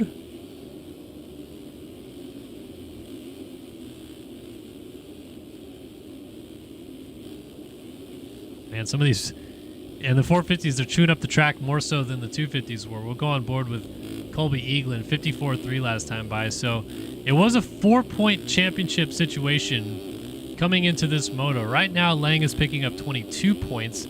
And Eaglin, I'm trying to think of the new point structure, I believe is picking up 16 points in 7th. Because it goes 25, 22, 20, 18, 17, 16. So 15 points. So as I say that, he goes down in 7th.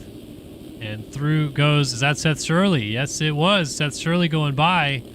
Oh, and Castellaneta getting messed up there with the 977 machine, I think that was. Or, oh, who was that? 911, excuse me, Alex Cunningham. So Castellaneta had a shot to go by, but did not get a chance to take it. Seth Shirley did go through into 7th, his 53.8. Just slightly slower last time by than this man, Frank Jackson. And wait a minute, we got a change for the lead. Tyler Lang has taken over the race lead here in Spain.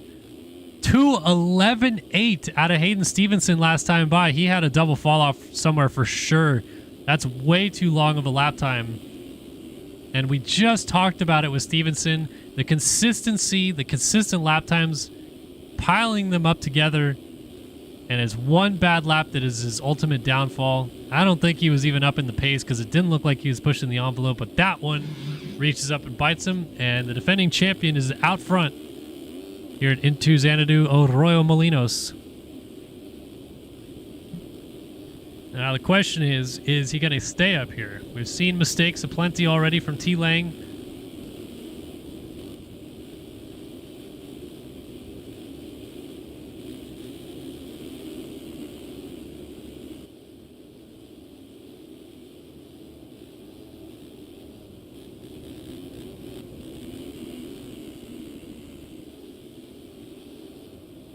So he whips by the front wheel there of the, is that the 81 machine, I think it was? Who's he lapping there that he's having a good time with? Logan Mortberg, maybe? On the Allied machine?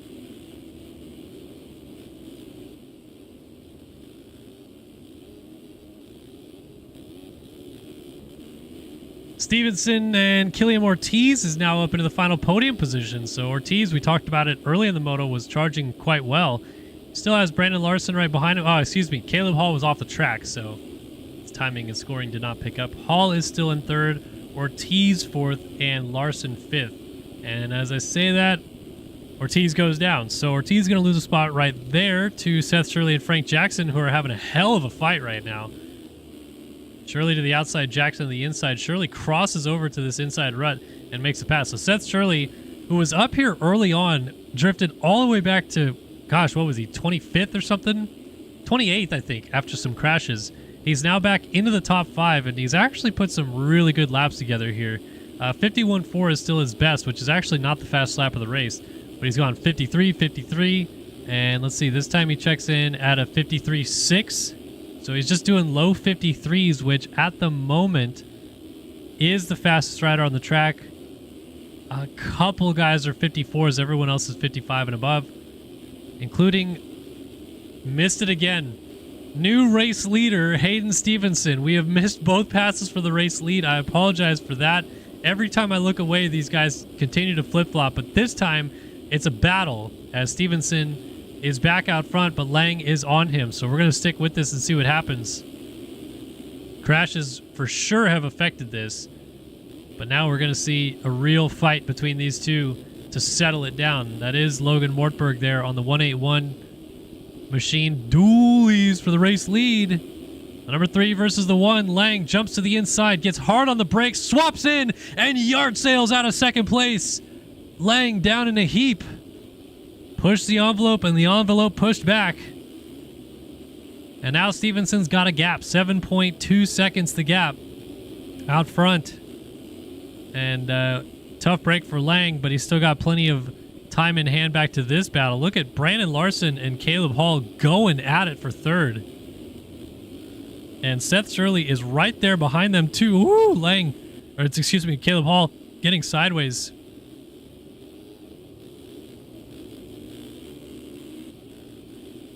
All through that middle rut, bounces, double, double, double through the back straightaway, launching out into the flat here, and then just moseying through the corners. If you're B-Lars, you're shredding this outside line to make the pass, but there's a rider down. Here comes Seth Shirley, though, on the 6, from 28th to a battle for the podium spot. The JIBR.co number 6, and I think if you're him, you're also thinking, man, I'd really love to make this a JIBR.co 1-2 in this moto. Oh, as he slides out, trying to rip the outside. Frank Jackson goes by on the 28, but Shirley only loses 1 spot back to 6th. Ortiz and then Eagland. So Eagland is 8th, trying to get back going and make some progress. Larson and Hall still just going at it for third. There's a rider coming back from off track right there. Ooh, that was close with that lapper too, as Larson was trying to squeeze the line off to the inside. Oh, and then it comes to blows. Larson goes down out of 4th. There goes Shirley by, and who hit him? Oh, there's Frank Jackson. That was a lapper, I'm sorry. Trying to keep track of all these guys, but Jackson now into the top 5. Larson back to 6th, and that lapper continuing to battle with B-Lars. Who is that? Is that 69 of Jason Stubbs just giving Larson fits here, and Frank Jackson just made a mistake, so Larson is going to go back by him.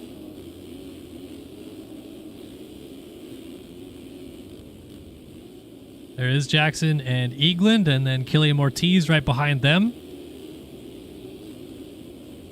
Hayden Stevenson has a 12-second lead on T-Lang.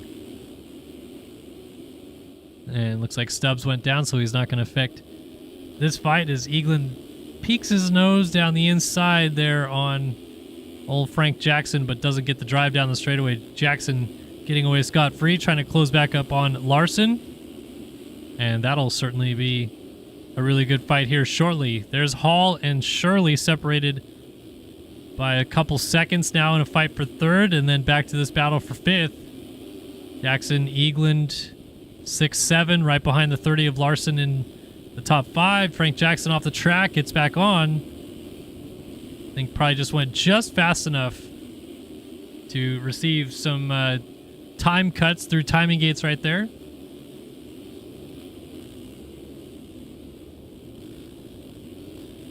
Oh, Eagland down. Tried to hop inside to outside. Really awkward line and just landed and laid it over immediately. So Killian Ortiz goes by. Frank Jackson gets away a little bit.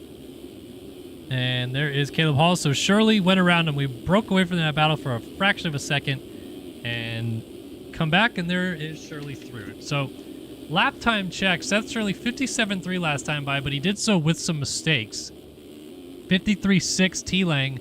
55.8 Stevenson. 8-second lead for Stevenson over Lang, and then another 10 seconds back to Seth Shirley. We are into the final, just about 2 minutes and 2 laps left to go of this race. Is anything doing with this race lead, or is Hayden Stevenson on his way to his first moto win of the year at the RFGP season in the MXGP division? 2 minutes left on the clock, plus those 2 laps. Let's find out. So this time by, it's going to be very close next time by to the flag, because if he, well, no, actually, I apologize. Next time by will be the 2-lap board. Almost certainly, as Stevenson is down with the lead. He swapped into the corner and hit his head on the inside tough block, and down he goes. Lang takes over the race lead here in Spain. So Stevenson is going to go back to work to try to get to the champ. All the while, that's going to allow Shirley to tighten it up. He's now 11 seconds off the lead. Lap traffic picking it up. Kind of blocked Lang momentarily. 49.9 last time by. Lang was absolutely cooking. Literally went 2.5 seconds faster than Shirley and 7 seconds faster than Hayden Stevenson, and then Stevenson had that crash. So now Lang is got to try to settle back down, because he was doing that pace to maybe just try to catch Stevenson on raw pace alone, but now that he's in front of him, he doesn't need to worry about that. So settle it back down and try not to crash here in these final 2 laps, I think would be the key. I don't know, man. He still seems like he's kind of pushing. But maybe he's just comfortable in this zone. Now about 2 seconds ahead of Stevenson. Licks a little whip out, bounces through the braking bumps into this turn. Stevenson is still lurking in the background as Lang has a big moment. Pushes through a couple ruts right there. Those are the types of things that it's just going to take one front wheel tuck to turn this around, as he has another moment, and Stevenson's going to retake the lead because of it. Lang landed hard on the transition of that rut, and it swapped him sideways. And now we got a battle for the win. The 2-lap board will come out. Time has expired in Spain. And this is going to be a fight of all fights to try to win this thing. Stevenson wants this so bad, but Lang could use these points with Eagland still struggling in 8th. 2 laps to go at Into Xanadu. Sure, you can see Stevenson this time by really checked up in that corner. I mean, it's the only line in there, so if you're Lang, you just had to follow through, but Stevenson was so keen to not hit his head on the inside tough block. Big mistake right there, and Lang takes advantage inside for Stevenson, trying to get it back, and he pushes the nose out and goes down. Oh, it was a panic mode. Grabbed a handful and pushed the nose over the rut, so now it's back to Lang leading with 2 to go. But the mistakes did hamper Lang before. Is it going to happen again?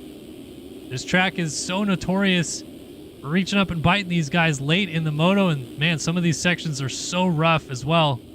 It just takes one bad bump, and Stevenson's back into the picture. And look, I mean, don't forget Seth Shirley. He's only 10 seconds off the lead and running some pretty competitive lap times late in this thing. So if you're Lang, you really cannot afford a late race fall off here. Stevenson now 4 seconds back, is perhaps resigned to his fate and just hopes that Lang has another one in him. on this penultimate lap and into the final lap here in Spain. Now, this is where it bit him last time by. Let's see. Yeah, he does not jump to that inside rut this time. Just is like, forget about it. I'm not going to take my chances with that. And I mean, look, the track is so broken down at this stage of the race that any little bump you land on the wrong way could put you down. That's, you know, MX Simulator is quite difficult in that regard. It's not like you just land and chop and it maybe gives you a little bit of time to save it. No, you could be down in an instant, like we saw with Lang landing on that rut, and it immediately pitched him. So white flag is out. Can Tyler Lang hold on for this final lap? Again, with Eaglin now back into 6th, salvaging more points, but Lang's going to pick up the win and would be the provisional championship leader after this moto if all things stay status quo. Down the back straightaway one final time through the wave section. And into the race tech double. So you can see right there, even that going a little long on that, he was okay because he landed in really what was just flat ground, but he landed to the inside, it was all chop. And if you just, all you have to do is land on one of those bumps just the wrong way, catch the frame in the middle with, you know, the wheels being on either side of it, for example, and you are done in an instant. So Stevenson's hanging out 7 seconds back, just hoping that Lang's got one more in him on this final lap.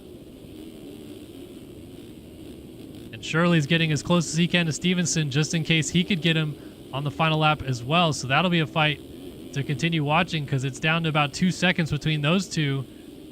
But we're going to watch Lang just make sure he makes it through these sections, because otherwise that'll be a fight for the lead. Look at how close it's gotten, though. Stevenson and Shirley's right there. So Lang, safe line to the outside, doubles cleanly, checks up on the wall jump, wants nothing to do with it. Goes to the middle rut this time. Trying not to bounce awkwardly through there. Lugging the bike on the rear tire. 2 turns left to go. He's got to get this sweeper clean. Goes far outside to avoid any dramas. Cuts back over. And here it is. MXGP Race 1 in Spain goes to Tyler Lang, the defending champ, back on top. And Shirley did get around Stevenson on the final lap to get up to second. What a charge through to make it a JIBR.co 1-2. Stevenson almost won this moto, but he's still going to have the podium result to hang his hat on. And Frank Jackson, fastest lap of the race many times over in this one, will have a 4th place finish to show for it. Got about 10 seconds up in hand on Eaglin, so unless he falls in this last turn, he should be good to go. And yeah, he's through clean, so Jackson ends up 4th, and Eaglin, honestly, great ride to get back to 5th. Could have been much worse, and he'll pick up that P5, so that should be 17 points versus 25. That is an 8-point swing. He is now 4 points back of T. Lang in the championship. Caleb Hall ends up 6th, Ortiz 7th, Castellaneta 8th, Larson 9th, and Bodie Parker from the Consi to the top 10. Good ride here for the number 12 machine as he'll cross in P10. Kyle Boardman ends up in 11th. Anthony Pachone was up and down throughout the moto, but he'll pick up a 12th place finish in this one. Jared Gummison, looks like he, down in 13th. Is he going to lose a spot? He will. Ethan Parks is going to go by on the number 14. Gummison will remount in 14th place. Adam Holmes trying to get there in the final turn to change hands. Oh, and he loops out and goes down. Going to give it over to his old pal, Jeremy Schiabro.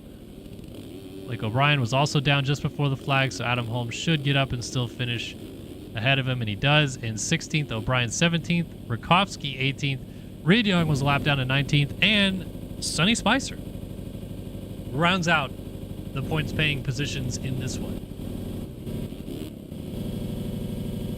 T. Lang breaks through for a moto win here, and that should give him the championship lead if all else stays the same.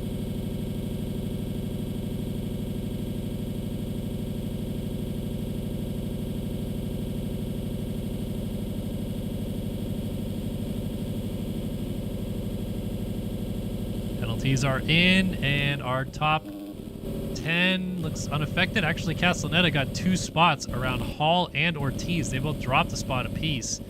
Otherwise, the top 10 did indeed stay the exact same. So that is Moto 1 of MXGP action here at the RFGP of Spain.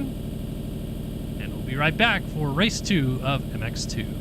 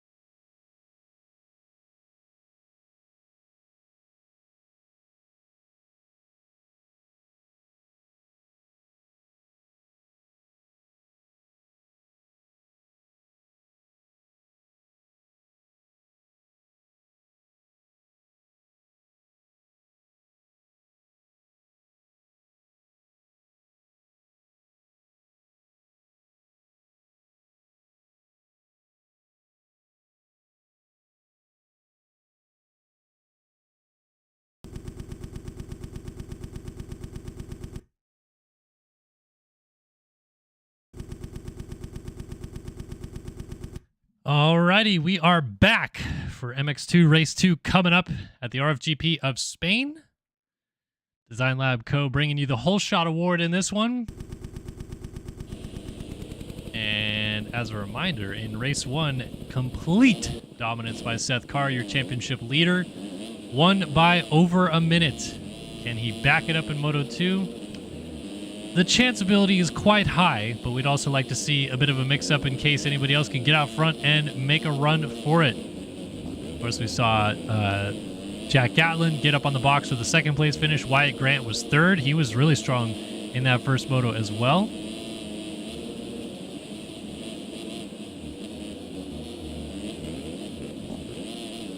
So who will be the face that breaks through this time? Bartolo gets out of the gate well. We know he could mix it up for the whole shot. Seth Carr was the man to get there first in the first moto. I'm going to go with my guy BT. Thick boy BT himself, Braden Tharp's going to be my whole shot pick for race number 2 in the MX2 division.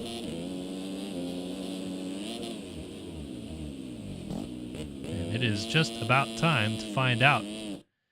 Here we go, folks.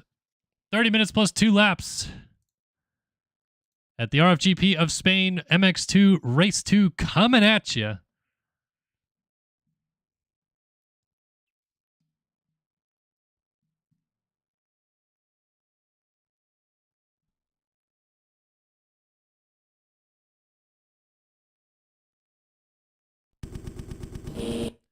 All right, we are loaded up on the gate. The 30 card is sideways. The revs are coming up, and we are about to launch into turn number 1. Here we go. Race 2 of the MX2 division. Pretty good start for Seth Carr. He's going to control them all into turn number 1. Right through the middle, right out the middle. Design Lab Co. Whole shot goes to Seth Carr again. A freight train of riders in tail. This time it's Jax Lindsay, Jack Gatlin, Emmanuel Cepeda, Axel Halley up there. Wilczek with a good start. Tharp ends up at about 11th as Carr leads him through the back straightaway.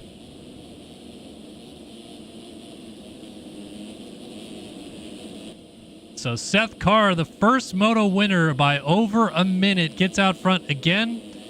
Will he do the exact same type of damage he did in Moto 2? We have got 30 minutes plus 2 to find out what he's able to do. Jax Lindsay, Jack Gatlin up here once again.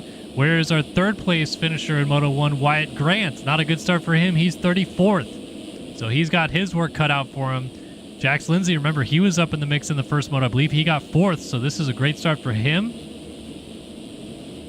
And I'm sure he would love to have a shot at getting on the box overall today on his number 111 Minecraft Honda. Jack Gatlin looks like he's in a great spot once again as well to try to battle for P2 in this moto. And maybe this time if he could get in a second earlier, try to keep Seth Carr within at least arm's reach for a little bit. Wilczek, we also know he goes quite fast. He's in 4th at the end of lap number 1, ahead of Tyler Nichols on the 25. Nichols just ahead of Tharp, Axel Halley, Xander Brion, and Nick Niles with Marcondes Feitosa rounding out the top 10. And Wilczek just went down in the background on the 105. And there goes 8 or 9 positions. He gets going in front of Partolo, who is now 11th. Wilczek ends up 10th. But he lost positions to basically everybody in this group. And the fight for second already heating up. Seth Carr 4 seconds out front as we complete one full lap of racing. This MXS Lobby Tabletop completes one full lap as we go past the first turn complex again. And Gatlin wants a piece of Jax Lindsay for this second place on the racetrack.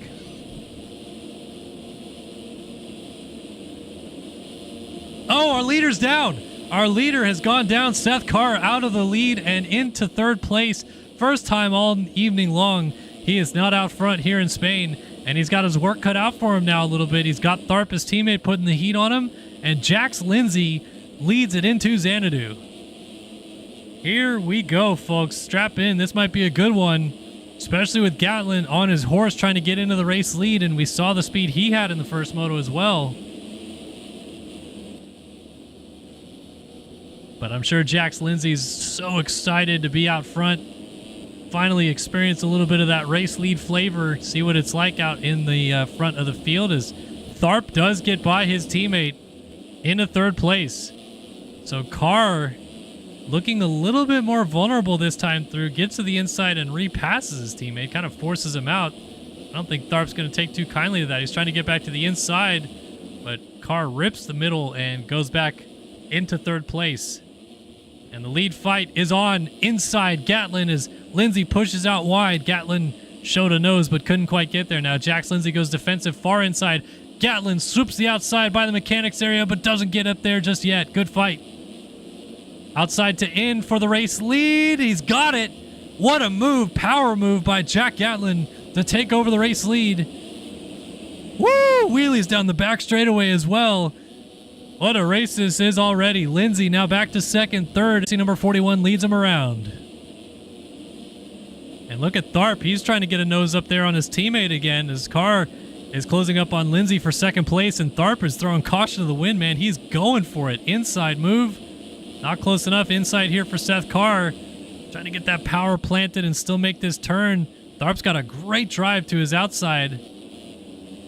But Carr able to kind of shut the door right there as the action continues to heat up. Jax Lindsay trying to go after Gatlin for the lead again. This time he's got the inside here, and he might have it done. Let's see. Gatlin defense mode, goes back to that middle rut. Far inside for Jax Lindsay. Seth Carr swoops the outside and gets him for second. What a battle. And Tharp launches to this inside, trying to pass one of them. Does he get Lindsay? Not quite. Lindsay gets the outside and gets the power down. So Seth Carr back into second. He's trying to go after Gatlin for the lead. Nose to tail action at the front. This is a great race. Up into the final turn here to complete lap number 3 on the lap 4. Jack Gatlin from Seth Carr. Tharp did get by Lindsay. He's now 3rd. Lindsay back to 4th as Carr's trying to get back into the race lead. Inside move out of the turn after the finish line jump, and Carr takes the lead once again. Gatlin fighting back but not able to do anything about it. Happened quicker than I thought, but that is the brilliance of Seth Carr, man. He snipes when you least expect it, and into the lead goes our championship leader once again. So now the question is, does the mistake come back again? We saw one mistake that cost him the lead. He was down after pulling out a bit of an early advantage. Charged his way back up to the front. Now leads again, but can he hold it from here? Gatlin going to deal with Brayton Tharp before long. Tharp is starting to make a habit of some really strong second motos. The first motos, not really his dig of late. I'm not sure why, but second motos he really comes to play.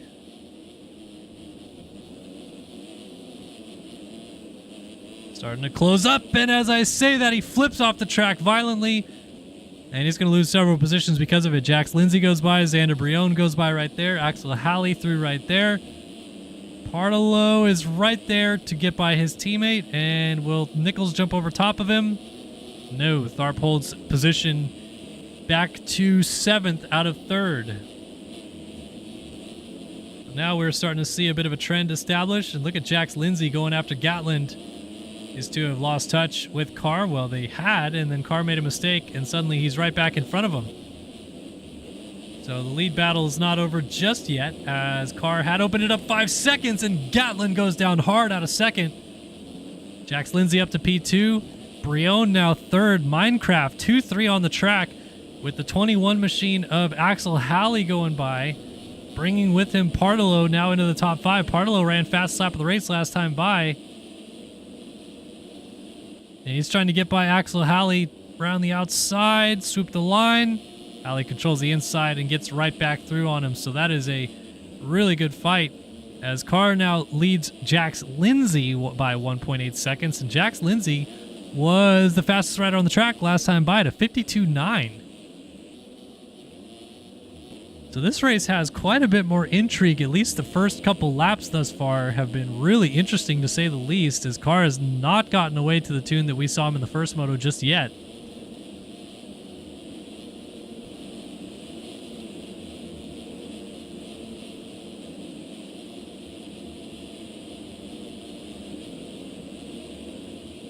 Oh, and that's a mistake that will really bite Jax Lindsay right there. Pushes the nose, and off the bike he goes. His teammate Brion goes by. He's going to get going just as Partolo gets there. Partolo and Lindsay basically rubbing number plates down this back straightaway, and Partolo gets the better of him to the outside to move into 3rd. Halley crosses up on Tharp, and they both go down hard. I saw that just happening in the background. And through goes Tyler Nichols. And who's that also going by? That's Fatosa. Jumping over top of them is Jack Gatlin, and there goes Dylan Dallaire crossing up in front of Tharp. Tharp trying to go to the outside to get him back. And I think he might have just done so. What a move to hold that position to maintain 8th over Dylan Dallaire. But man, oh man, these guys are really jockeying for positions now. Xander Brion in 2nd. And this is a pretty strong turnaround ride for him, because he was not in the mix in the first moto whatsoever.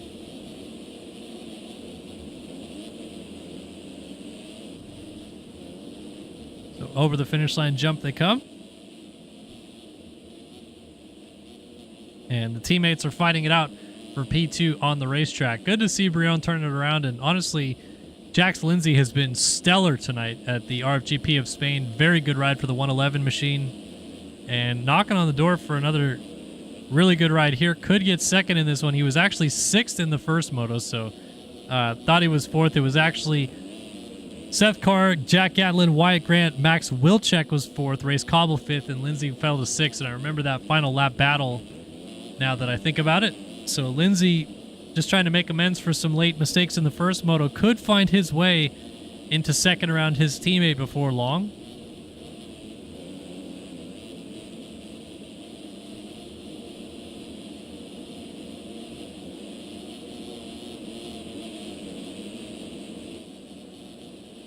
mistake.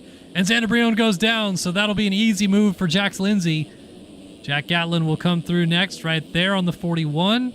And through as well goes Tharp on the 5 as Brion picks it up just in front of the Feitosa Dylan Delaire battle going on back here. Feitosa on the number 163 machine there.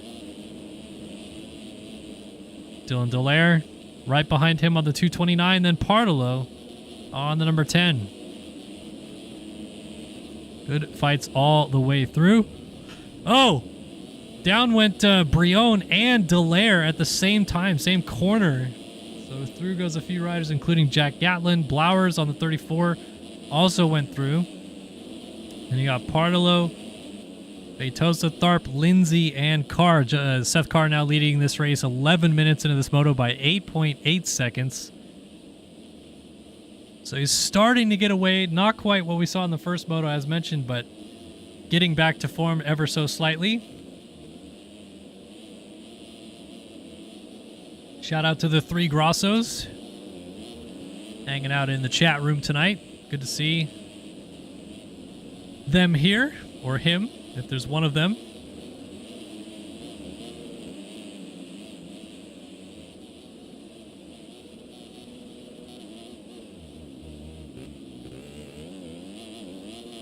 Jax Lindsay 4 seconds up on Tharp. Tharp has been laying down some pretty good times though. 50.5 last time by was his personal best. Starting to find the flow again a little bit, ever so slightly.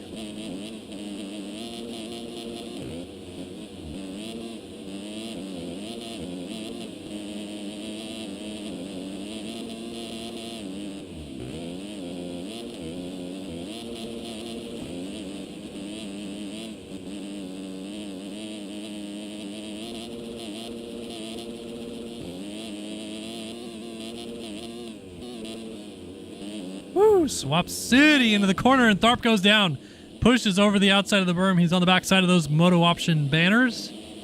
And he's going to go from 3rd to 3rd because no one was close enough. Here's this frantic action. Feitosa, Blowers, Partolo 3 wide down this straightaway in a fight for 4th. Feitosa gets to the corner first. Partolo down on his rear tire. Blowers makes a pass up into 4th. Brion goes by Partolo, as does Jack Gatlin. And Dylan Delaire also through as well.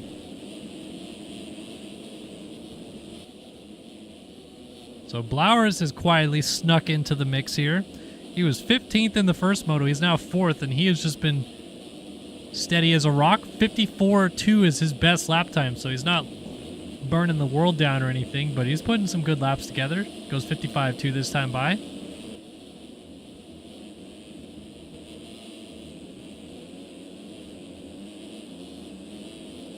And Feitosa, Brion, and Jack Gatlin. Gatlin's 2nd in the first moto, 7th right now. Update on Wyatt Grant, who had a tough start to this moto. He is now 15th, so he's slowly been making good progress through the field. And he was 3rd in the first moto. Max Wilczek, who we saw get off to a good start, went into the second lap in 4th, I think. Is all the way back in 27th now, so not really having a good second moto here. Colin Holden's having an awful moto. He's 29th. Oh, Jack Gatlin just landed on Xander Brion's back, and Dylan Delaire and Austin Partolo are going to take advantage of that. Emmanuel Cepeda and Tyler Nichols coming through as well, but Gatlin's going to split the difference with those two. So we've got some really interesting results here. Race Cobble, who was 5th in the first moto, is now 18th. And then Jax Lindsay, who was 6th in the first moto, is now 2nd. I think Jax Lindsay's on for a 2nd place finish overall with that 6-2 because everything else is so split up. Colin Holden was 7th in the first moto, and as I mentioned, he is 31st right now. As Gatlin around the outside of Cepeda is going to make that pass stick. This defensive line right there, nicely done. Ben Nerona was 8th. Where is Ben Nerona now? He is... Am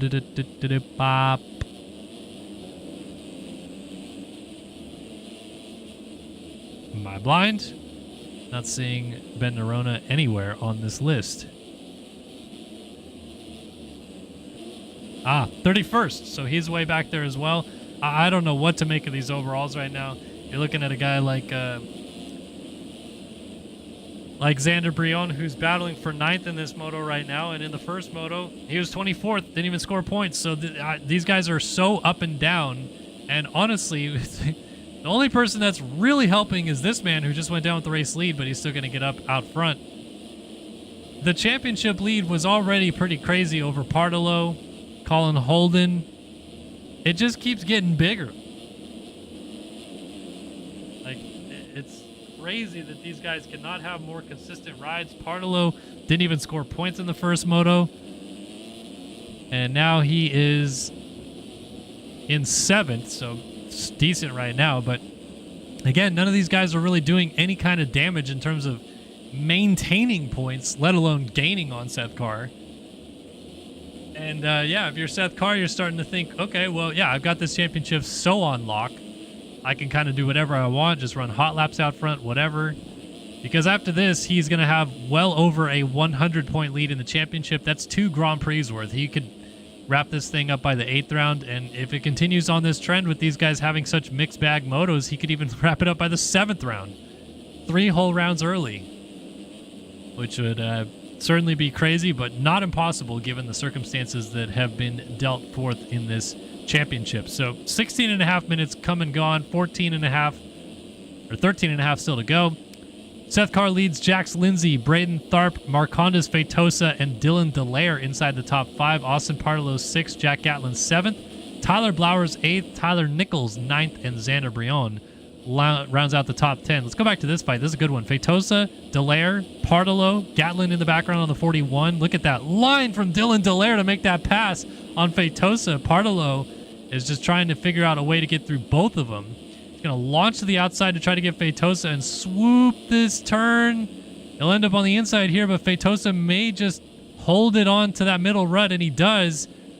Partolo got there, but doesn't make the pass. Now Gatlin's closing up on him. This is really good action. Midfield battle. Gatlin makes the pass on Partolo. Outside to in to out again. Scrubs off the track. Partolo misses the jump. Drag race down this straightaway. 4 riders in the air at the same time. Feitosa poops himself, goes off the right side of the track and down. And Partolo makes the pass and then gets passed back by Gatlin, swooping around the outside. Chaos aplenty as Delaire is just like, please let me hold on to this 4th. Jeez, oh my goodness. Partolo down. I was going to say Gatlin and Partolo are going at it right now. Tyler Blowers goes by as Partolo was down. Feitosa also goes by Partolo. And then Delaire went down. He was in 4th, and he goes back to 6th because of it. Looks like Xander Brion just flipped out of the track in 10th as well. So mistakes are happening. And this is what we saw in the first moto. Seth Carr got out front, and all these guys just kept crashing. Crash after crash after crash. It just kept on coming. And boy, oh boy, the gaps are starting to really open up. 25-second lead for Carr. Jax Lindsay has gone from 2nd to 3rd. Tharp has gotten around him. So this is your fight for 2nd now. Tharp versus Lindsay. And Jack Gatlin, at one point, looked like he was maybe not even going to get in the top 5. He's trying to go back into 2nd place like he did in the first moto and make this a 2-2 day. Jax Lindsay is not going to get 2nd overall, but I think a 6-3 would be good enough for 3rd as he's alongside Tharp. Tharp defensive on the lines. He was 14th in the first moto, now 2nd in this one. And Lindsay trying to get the power planted. Thought for a second about an inside line, then funnels back in behind Tharp, and they all take the same route through there.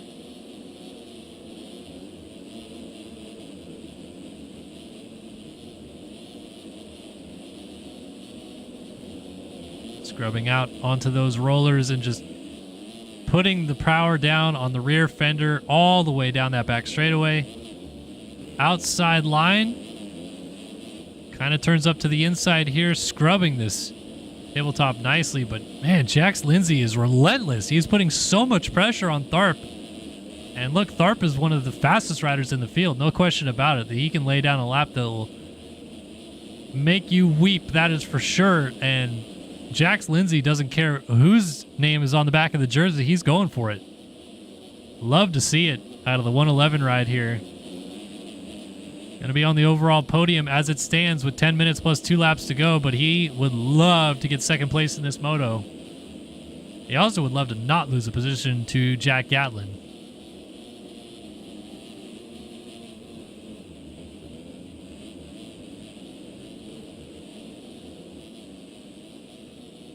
Power being planted all the way down that straightaway. Oh, Tharp, a mistake.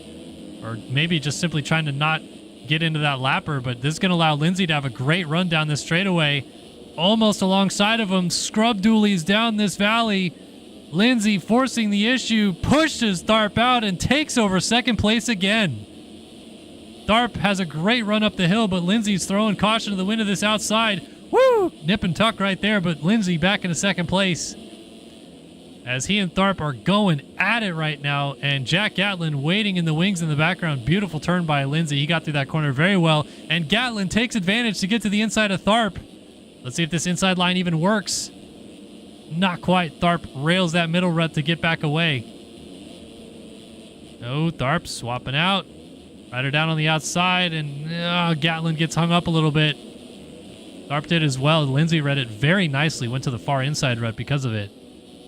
I mean, this battle's great, and you can see these guys are not going slow whatsoever. They are ripping around this track, and they're still getting pulled 2.5, 3 seconds a lap by Seth Carr, who's now out to a 30.7 second lead, 21.5 minutes into this moto.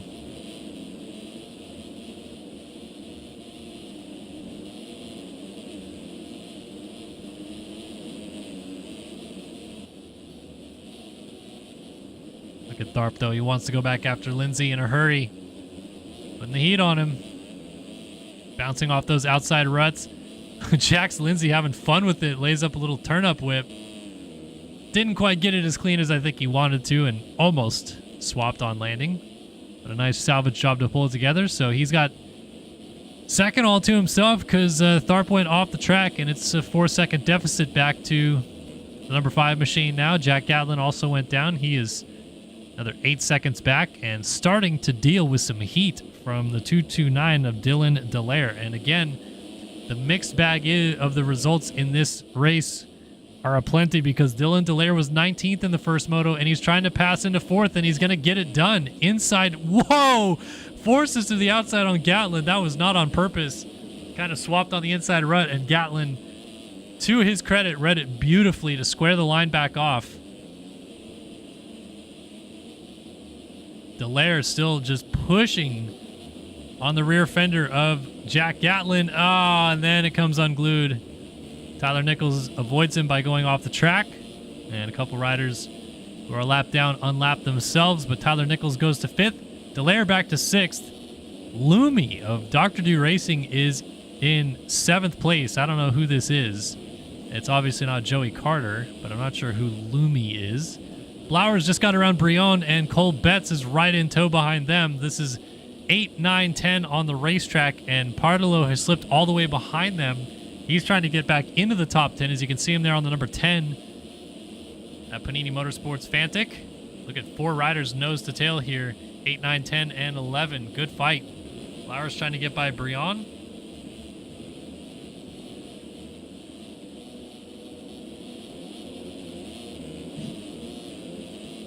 Charging down the back straightaway once more, and off that little race tech table.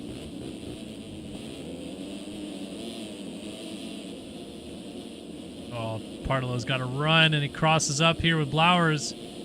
Tries to square the corner off, but not close enough yet to think about a move. Old Betts hanging out in the background as well. Ooh, Blowers had to check up with a lapper in the way, and Partillo takes advantage to the inside, crosses the line up, and gets that pass done. Very opportunistic move by the number 10 ride.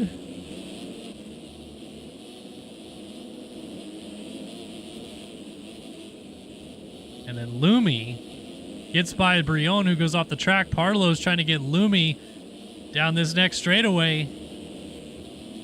And he will not get it done just yet. Pretty good fight. Oh my goodness, that was close over that wall jump, but he does finally make the pass, does Partillo, into 7th. So he's done a pretty good job here. It's get back to this battle for second because it is on. Jax Lindsay, well, it was on, and then Tharp went down just as I pull up to it, so never mind. Maybe the battle for third is starting to brew. Jack Gatlin closing in just a little bit. Nah, let's go see what else is going on. Wyatt Grant is made his way back into the mix. He is now 10th. Having a good fight here with Tyler Blowers, and this is gonna maybe be a podium salvage ride, depending on how things shake out. He was third in the first moto. He's 10th now. We got to keep an eye on what Jax Lindsay is able to do. Look at that outside move to get into 9th around Tyler Blowers. Wyatt Grant, I mean, look, he proved in the first moto he can run with the leaders if he starts up front. He's now proving in this second moto that he can start way back and come get them as well. So that is real skill being put to the test by Wyatt Grant, and he's done a great job of salvaging this performance here. He's trying to make this pass on Lumi on that KTM just ahead of him. The at Dr. Do Racing program.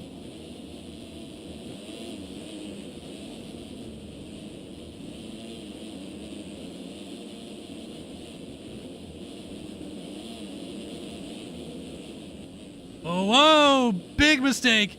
Wyatt Grant found the trampoline on the racetrack and goes down. There goes Cole Betts going by, and wow, somehow did not lose a spot to Blowers. Blowers must have went down again.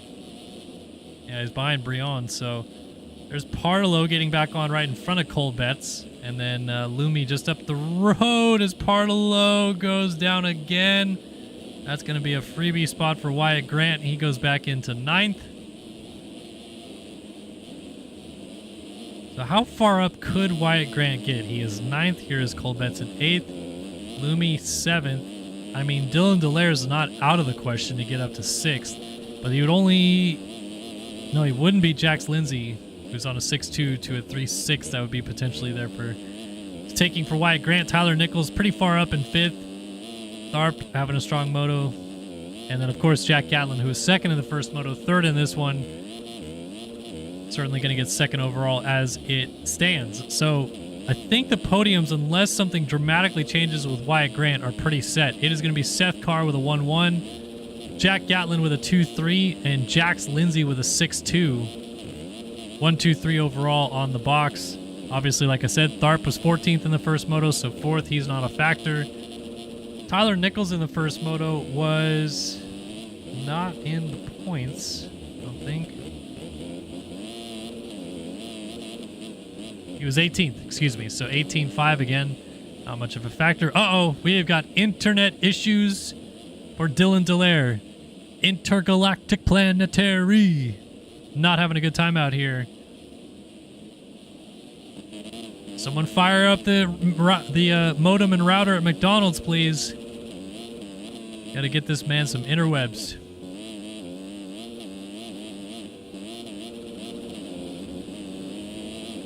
All right, Wyatt Grant is now 7th. And the ascension continues. He's got around Lumi. He got around... Obviously, Cepeda already. Betts, Blowers, Partolo is down again. Austin Partolo not having a good moto. And look, again, with Seth Carr, Maverick Snyder entered this round 4th in the championship. Didn't make the motos. He's in this one, but he's not in the points right now, I don't think. Let me double check. No, he is 31st. Tied for 2nd in the championship was this man right here, Austin Partolo, and Colin Holden. Colin Holden is in 22nd, not scoring points in this moto. In the first moto, he finished 7th. Partolo did not score points in the first moto.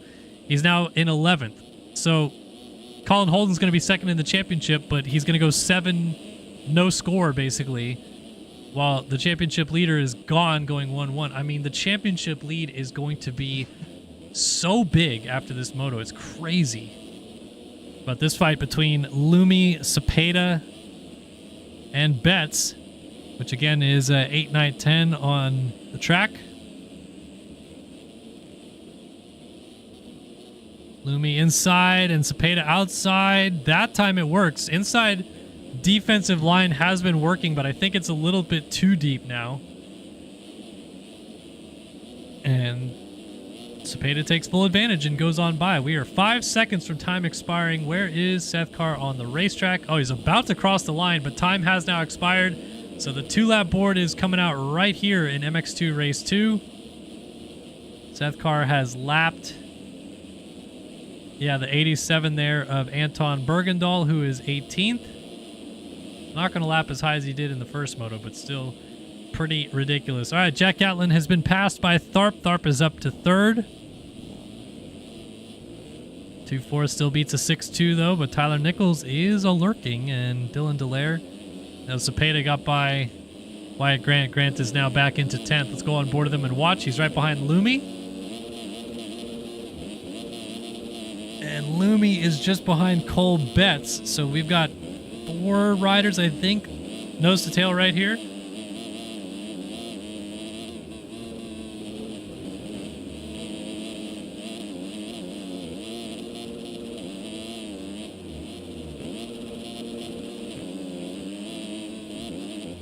Oh, and a mistake right there by Lumi allows Wyatt Grant to go by. So Grant now back into 9th, still there, hanging out with Cole Betts. Emmanuel Cepeda goes down, almost gets Cole Betts to go with him. Wyatt Grant not going to get there. Cepeda gets rolling before that, and then lap traffic causing a bit of havoc here. The 27 of Liam Atkinson almost went down in front of these guys. And actually now he just hit Emmanuel Cepeda, so I don't know what Liam Atkinson's doing, but it's nothing of anything good. This is a shame. Oh, Gatlin went down. He's back to 5th, and Dylan Dallaire is going to be knocking on the door here pretty soon of Jack Gatlin, and the man who is most hoping that that happens is this guy right here, Jax Lindsay. Remember, Lindsay 6th in the first moto, 2nd right now. Oh, no. And as I say that, he goes down. I think that's going to be enough time for Tharp to take advantage. Not quite. I hear Lindsay getting going right now there out of the turn. But if Lindsay can hold on for 2nd, as they're going to get the white flag this time by, and just somehow, some way, Gatlin loses some spots to go behind Dylan Dallaire. Look, you never know. This could still be a 2nd overall for Jax Lindsay. He's going to end up on the box regardless if he stays in this position, but we'll see what else could potentially happen here on the final lap of this race. This man, long gone at the front, 46 seconds clear, lapped all the way up now to 15th place by the looks of it. Cruise control. Which honestly, fair play to him because he continues to do this week after week. It's incredible. It really is that he has found this form to this level because the competition he's going up against in GPs, of course, is not the same as Logan Leitzel, Cade Matherly, the guys he has to beat on a weekly basis in the national championship, but this is still very good talent. Partolo, Tharp, Gatlin, podium contenders for sure when it comes to nationals, and they're just getting absolutely stomped week in and week out in this GP championship. So we're about to be halfway through the MX2 World Championship in 2024, and Seth Carr has pretty much put his stamp of authority on this championship and then some. He is going to have a 100-plus point lead in the series after this checkered flag waves, and no one is going to stop him from that. He is on his way to winning the world title this year. There's almost no question about it. A 1-1 sweep of the day. Seth Carr takes the RFGP of Spain in the MX2 division dominantly in the end. And I really quickly want to poke my head back. Dallaire is all over Jack Gatlin, and that would switch the tides in the favor of Jax Lindsay, who's still in second on this final lap. And Gatlin's off the track. Dallaire is going to go by. Jax Lindsay might get second overall. I wonder if anybody's telling him, you maybe don't want to let him know just yet. Let him cross the line. Sixth in the first moto, and I believe a career best second place coming up right here. Jax Lindsay's going to go 6-2, and we think it's going to be for second overall on the day. Tharp third. Nichols is down in fourth. This could be Gatlin's opportunity. Oh, Dallaire went down. More riders went down. It was Nichols. Oh, Jack Gatlin's going to get the benefit of the doubt. A couple crashes for guys on the last lap. Take it back away from Jax Lindsay. He's still going to be third overall.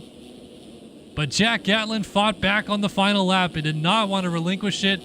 And it's going to be a 2-4 for second overall effort. Jack Gatlin gets on the box here in Spain.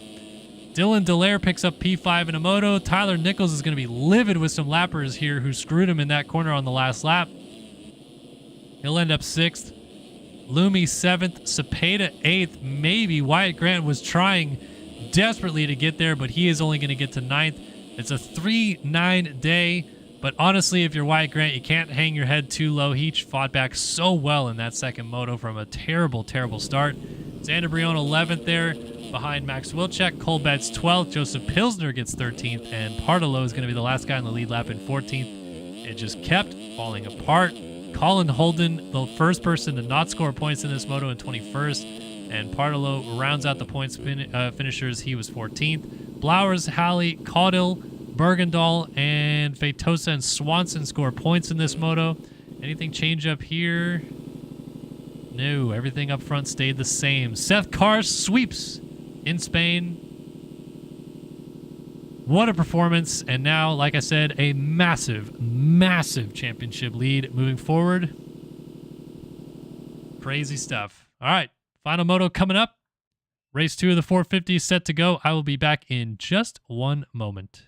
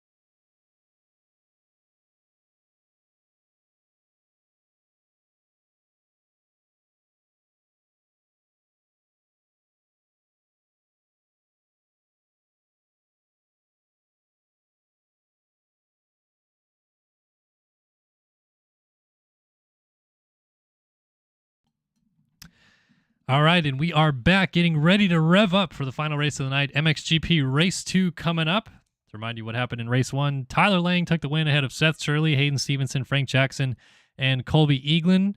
Braden Castellaneta, Caleb Hall, Killian Ortiz, and Brandon Larson up in the mix as well, with Bodie Parker rounding out our top 10. That was Moto 1. Let's see what happens in Moto 2. Of course, our whole shot's brought to you by the Design Lab Co.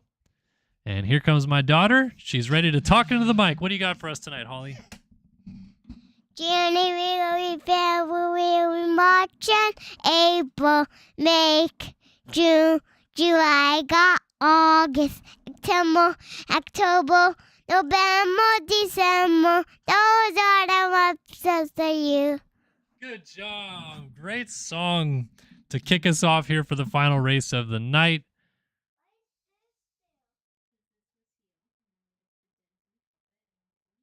I love you, Holly. Have a good night.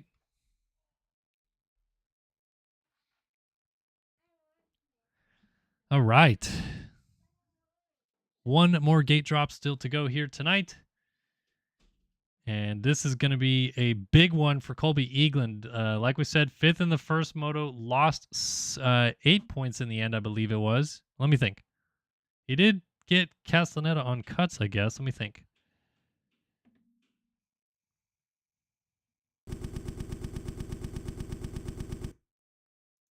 Yeah, sorry. He did lose 8 points. Picked up 17 points versus the 25 for the win for T-Lang. So it's a 4-point championship lead provisionally speaking for Tyler Lang at the moment. Seth Shirley getting second in that moto. Did gain some points back on Colby Eagland as well, but obviously lost some to his teammate Tyler Lang. Whole shot pick, Moto 2. I said it was T Lang Moto 1. I forgot who got it. B-Lars and Eagland. Eagland got it in the first moto as well. So I'm going to go to old reliable here. Brandon Larson. He changed up his gear this time. It looks like he's got the blue and black One Industries kit. Shiny new Bell helmet as always. And the Design Lab Co. bringing you our whole shot pick here for MXGP Race 2 coming at you right now, live here on Start Your Systems TV. Thanks everybody for tuning in tonight. I know you guys aren't a big fan of the GPs as compared to the Nationals, but we still try to bring the same quality of coverage. Even though we're going to have a couple weeks off, no Nationals racing until the 7th of August, I think, is the next National. But there is a GP next week and the week after, so we are on round 5. We will get through all the way up through 7 rounds of racing in the GP season before we race Nationals again. So stay with us, people. We have got some fun racing coming your way. You won't want to miss any seconds of it. Alrighty. Final race of the night set to go. We are loaded and ready. 30 minutes plus 2 laps. Ready to fire into turn number 1. RFGP of Spain, MXGP Race 2 is off and running. Couple guys from the outside, good runs. B-Lars got to line up the inside into the corner. Castellaneta's trying to beat him there, but it is Brandon Larson with the Design Lab Co. whole shot. Learning the ways from teammate Jacob Hubbard and continuing to find a way out to the sharp end of the field. I saw someone flipping off the track in the background. Could it have been Tyler Lang? I don't think so, but it was.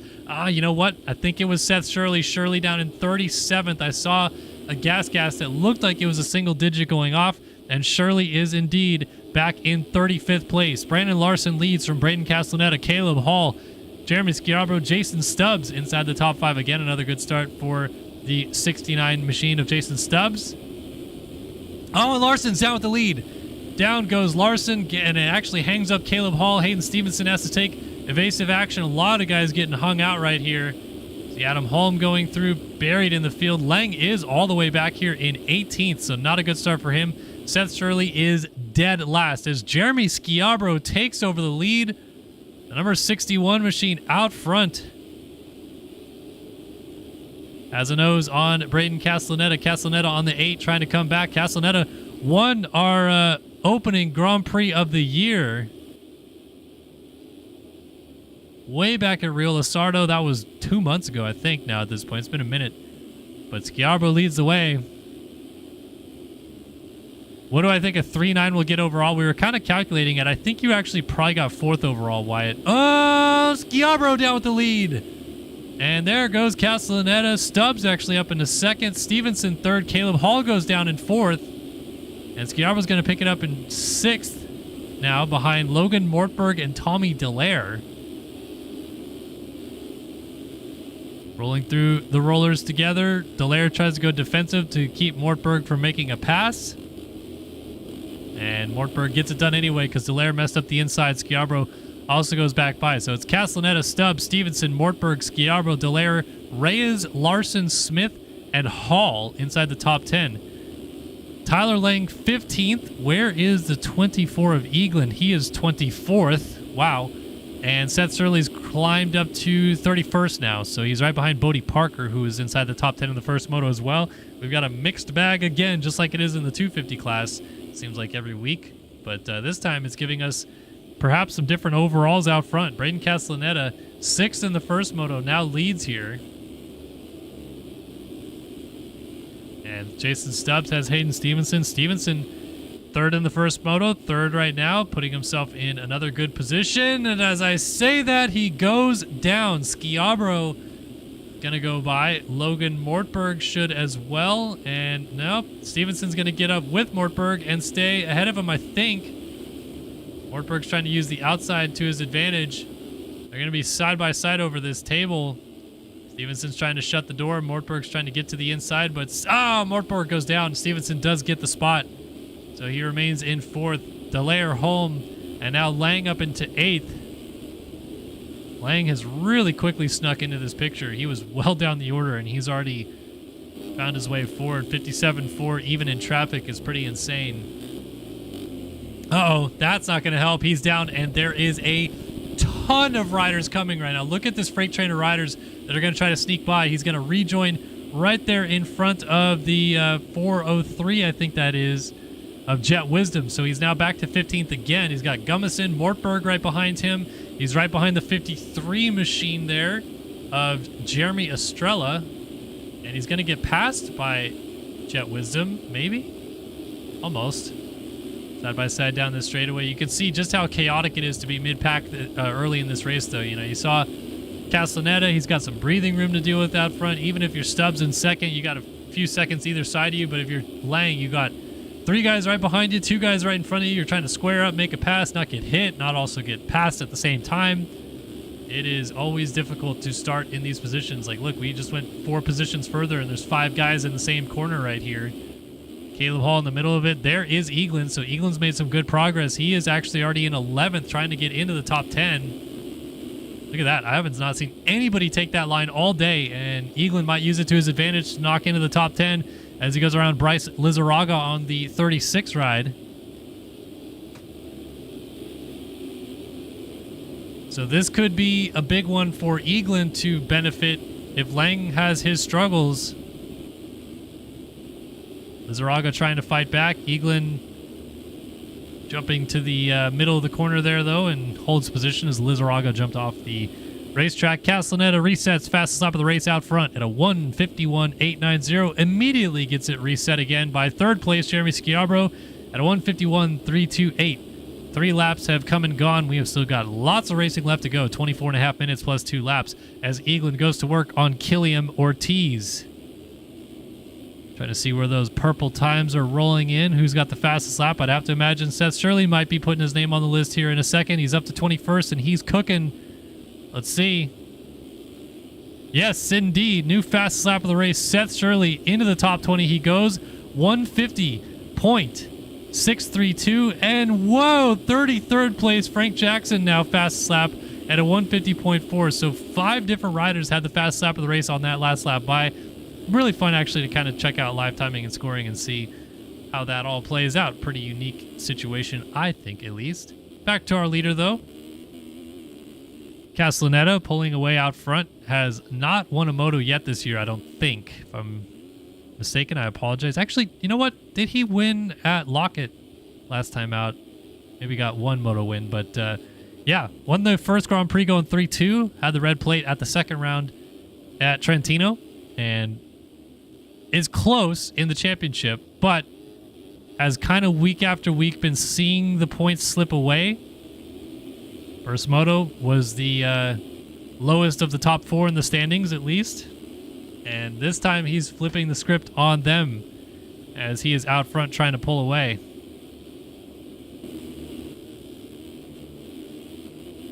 Ashton Rakowski has former world champion Adam Holm closing up on him. This is a better ride for Holm in this second moto, 16th in the first one.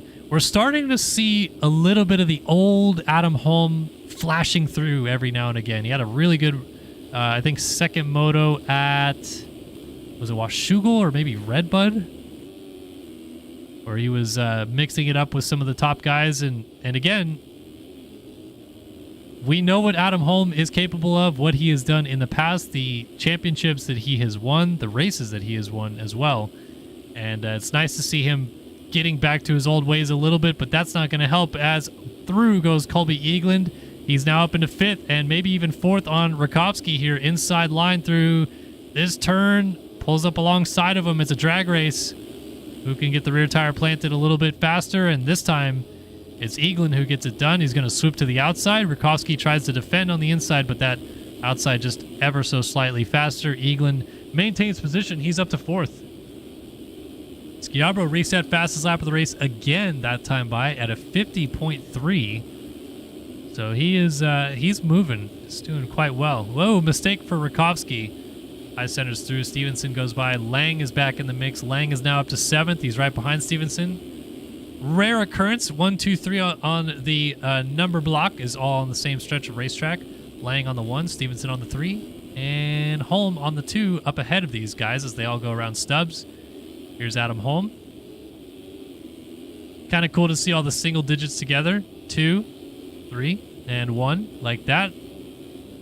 Our other 2 single digits are our other 3 single digits are kind of all over the place, I guess. Shirley's trying to catch up. He's now 15th. Caleb Hall's 25th on the 7. And Castellaneta on the 8 is continuing to lead. No number 4, 5, or 9 out here. Whoa, laying right in the rear tire down that straightaway, pushing the envelope of what the game will give to him. This might be a new fastest lap of the race. As Colby Eaglin was down, they jump over him. Lang was absolutely flying on this lap and goes 151.2. It wasn't even his personal best. But he does get Eaglin, which is huge championship-wise, to get some points back on him. Now Eaglin's got to try to get around Stubbs again. It's got Rakowski just up ahead of that. Eaglin swoops to the outside of Stubbs, turns to the inside here. And Stubbs does not want to give it up, but Eaglin is going to say, I don't care, sir. This position is mine, and make that pass stick. And Rakowski, Lang, Stevenson, Holm. Here we go. 2, 3, and 1. Whoa! Stevenson goes off the track. And Lang takes advantage to move by him. Stevenson gets going behind that. So Lang now, I think, is in a position where he'd win the overall with a 1-4. But I think he's thinking points. Points, points, points. Win the Grand Prix is cool, but give me the points. I want the lead back. I want to put that red plate on my number 1 Gas heading into the next round. Adam Holm keeps him at bay for the time being, but this fight for third is real good right now, I'll tell you. Number 2, number 1, and number 3 still nose to tail on the racetrack here. Holm's going to be pretty thrilled to be mixing it up again with these guys. Like I said, it's been coming around. The starts have been getting better every once in a while as well, which has been a key. For a minute there, man, Holm was having some atrocious starts. But back on form and mixing it up with the guys that he used to race on a regular basis, that's for sure. Look at Lang charging to the outside, trying to turn it to the inside at the top of the hill. They're side by side. Lang rips that inside rut. Holm to the outside, launches out to flat to hold position. 2 guys that always seem to race pretty respectful and seemingly are racing each other at the moment quite respectfully. Giving the lines up and allowing just the race to flow as it does. Oh, that's a mistake for Holm. Lang might take advantage. Holm back to this inside, going to pull up alongside, but Lang gets the pass done. And yeah, it looks like even a little bike hump right there to say, good on you, mate. That was a good fight, and I am going to try to take off with this thing and go catch Jeremy Schiabro up the road. So Lang up to third, looking at a 1-3 performance here today. New fastest lap of the race to P8. I wonder who that is. It is the Seth Shirley, who was dead last in this moto at one point, and he has gone from 39th to 8th in 12 minutes. He is cooking through the field. Running some ridiculously good lap times, 1:49.5 last time through. And he's not all that far behind where T. Lang is on the racetrack, and I'd have to imagine Lang is going to find his way up to Schiabro. I don't know about Castellaneta, 18 seconds up the road, but we'll see. Was that Eaglin down again? It was. Another mistake. Boardman goes by on the 171. Shirley's all the way up to 6th place now. Or, sorry, 7th. He's on the back of 6th place, which is Adam Holm. Killian Ortiz just went down. Shirley's now 6th on the racetrack. Trying to get into the top 5 before halfway in this moto is unbelievable. He's riding so well. And let's see if this trend continues. You can see Adam Holm and Hayden Stevenson's not even that far up the road. Oh, man. You want to talk fastest laps? This guy just put in one hell of a good one. 1:47.7 to reset fast lap of the race. That is 2 seconds faster than any fastest lap that anyone else has put down thus far. And he means business, man. He wants to go 1-1 bad here today. He has caught Seth Shirley very quickly, or excuse me, Jeremy Schiabro very quickly. And the fight for second is on as Seth Shirley has moved around Adam Holm. He's into 5th. sets his sights on Hayden Stevenson for 4th. And then maybe, just maybe, can go after his teammate here in a fight for 2nd place around the outside, trying to make something happen on Schiabro. Cuts back to the inside. Schiabro goes defensive and holds position. They will funnel into the same lines here. A little mistake for Lang. But that forces him to this rut, which rips it very nicely to the outside. 14 seconds down of Castellaneta are these two. Schiabro gets absolutely backwards on the uphill triple. I guess he's just having some fun out here now. He's feeling the flow, though, man. He's been putting some good lap times down. Had the fastest lap of the race twice at given points of this moto thus far. And that was a sweet whip that he just laid in there. But Lang says, I'll raise you your whip and absolutely slaughter you with another fast lap, sir.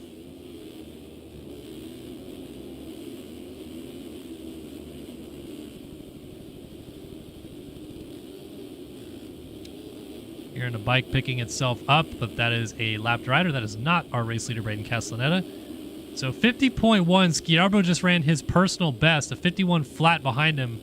Lang laid in another pretty good lap right there. And then Stevenson has Shirley all over him. So Shirley cooked this lap. Let's see what he does. 49.7 Seth Shirley. He was the fastest rider on the track last time by, and he is on Hayden Stevenson for 4th. Outside line, let's see if it works. Man, he ripped the rut good, but Stevenson is not wanting to relinquish it. Outside to in, and Stevenson has no choice but to let the 6 machine go by. Seth Shirley has come from 39th to 4th, and it's not over yet. Crosses over to defend on Stevenson. Gets to this inside rut well. Stevenson rips the outside very nicely and gets it back. Oh, okay, Stevenson. I see what you're playing at today, says Mr. Seth Shirley. Shirley launches to this outside. Oh, my, what a move. To the inside here. Yeah, what a pass. That was brilliance out of the multi-time 250 champion in this game. I think this is maybe what Seth needed, to be honest. I think he needed a moto where, to himself, he just kind of proved, yeah, I am badass. Like, I know I can go fast. I know I can win these races. Yeah, whatever. But the confidence gained from going from dead last to 4th in a half a moto, and look, there's still ample opportunity for him to work up to the battles ahead of him. He is going faster than these guys on a regular basis, and obviously Lang is still trying to get around Schiabro, so this fight continues on. 51.8, 51 flat for these two this time by, so slightly faster for Lang again. And they are catching Castellaneta. They have gone from about 16 seconds down to 11 back. And a 48.7 Seth Shirley. That is not the fast lap of the race, but that is 3 seconds faster than anybody else on the racetrack in 4th place. Schiabro, mistake! Lang gets into him. Oh, and that really negatively impacts both of them. Very fortunate either rider actually fell right there, but that puts them, they had gained a lot of time back on Castellaneta, and they pretty much lost all of it in that one move.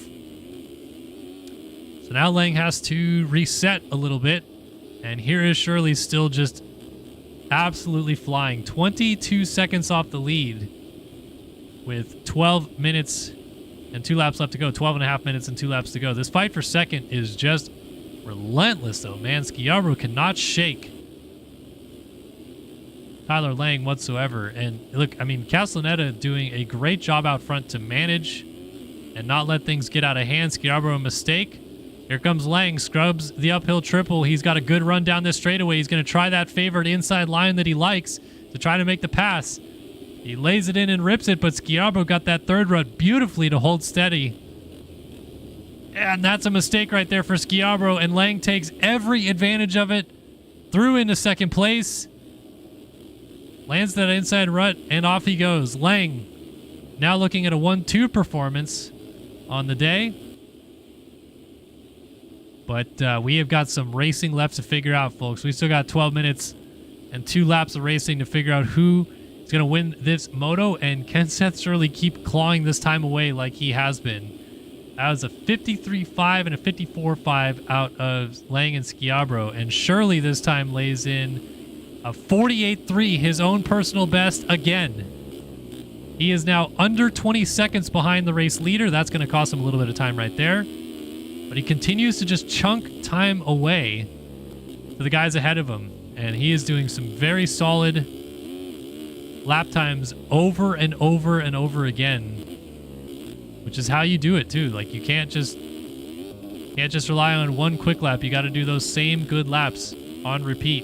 And he is certainly starting to do that, as he's only 5 seconds back of Jeremy Schiabro to move on to the podium.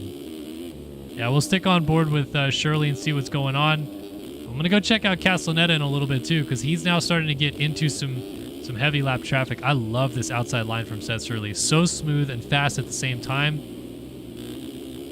And it's a way to get out of these main lines, which, as we saw at the end of the first moto, they were starting to get real chewed out. I got to tell you, though, we're watching Shirley, and he is riding very well. I think Lang's lap might be the new fastest lap coming up. Lang is laying down a ridiculously good lap. Schiabro just went down, and that is going to be Shirley onto the podium right there. But Lang is trying to wrap up a pretty gnarly lap right now. He's clawed back about 4 seconds already on Castellaneta this lap alone. Now it's out to 5 seconds that he's gained on him. And Castellaneta did have some lap traffic issues. We'll talk about that in just a second, but I do want to see what this lap time is for Lang. 47.7 his best. He's got to take some evasive action right there. That'll cost him some time. And he lays in a 49.2. That is certainly very good, especially with even having to evade a lap rider. It's 9.5 to the leader, Castellaneta. Then it's Lang. And now Shirley, who laid in a 50.3. He's 17 seconds off the lead. So we are going to have a dash to the flag here in the final 9.5 minutes plus 2 laps of this race.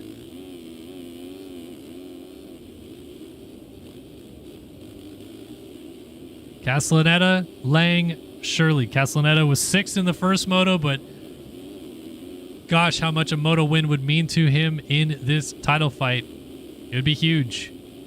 And on the flip side, Lang continuing to claw points away from Eaglin, but Eaglin is up to 5th. He is doing a good job to salvage, again, another tough moto. He's had a couple crashes that have really negatively impacted him as Castellaneta drags Peg through that corner and gets held up just slightly. So we're going to see this drop down about 6 seconds. 7.0 and 6.2. There is Castellaneta going the other direction from T. Lang. It's down to exactly 6 seconds. Lang is closing the gap down quickly, and Shirley's not able to match pace anymore. He's still 18 seconds back in third. So this is Lang's opportunity right here. Another very good lap coming up. 53 flat for Castellaneta last time by, 49.2 for Lang. Gained 4 seconds that last time by. How much will he gain this time through? As Castellaneta checks in with the race lead once again on the lap 13, goes 54.0, 48.0, 6.2. 6 seconds gained on Braden Castellaneta in a single lap out of Tyler Lang. Yeah, he's pretty fired up, people. Where does Shirley go? 53.7. Yeah, so he had a bad one. But Castellaneta's starting to feel the heat. And if they have the exact same lap time splits they did last time through as they do this time, then we are going to see a new leader next time through the flag stand. Castellaneta has got to get on his horse here pretty quickly and start going. That 54.0, by the way, was Castellaneta's worst lap of the race, which, to his credit, very, very good consistency. He has done a really good job of not letting the pressure, really, of leading this race or anything of that sort get to him, because he just continues to click off the consistent laps. But now I feel like the slight mistakes are starting to eat at him a little bit too much as the gap continues to come down. So this time through, Seth Shirley looks like he might be the fastest rider on the track. The gap is coming down to about 15 seconds back of the lead for Shirley, when it was out to almost 19 last time by. But Lang is right here, people. Here we go. 6.5 minutes, 2 laps to go. It is on the number 8 machine of Braden Castellaneta to respond. Jumping down the hill through the bumps and the rough into the ruts. Carrying that momentum back up the hill into the finish line jump.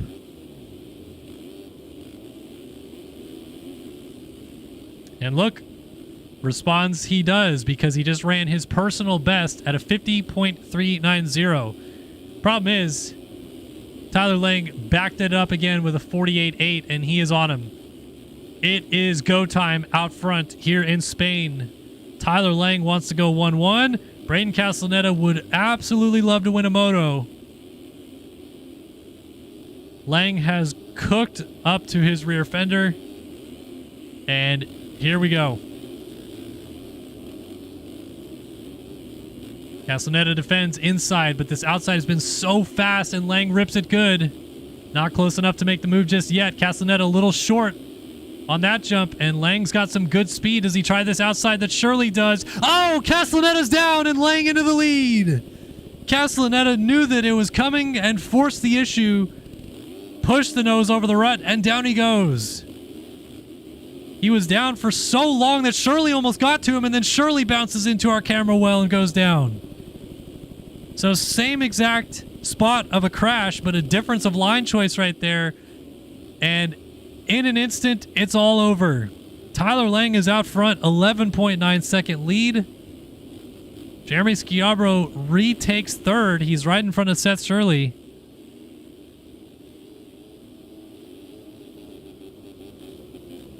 And now Shirley is back to work trying to get into third place. Schiavro's still having fun tossing whips out here.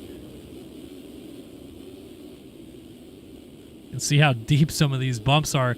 These guys just jumping all the way into the corner like bunny rabbits, looking like Jet Lawrence out here.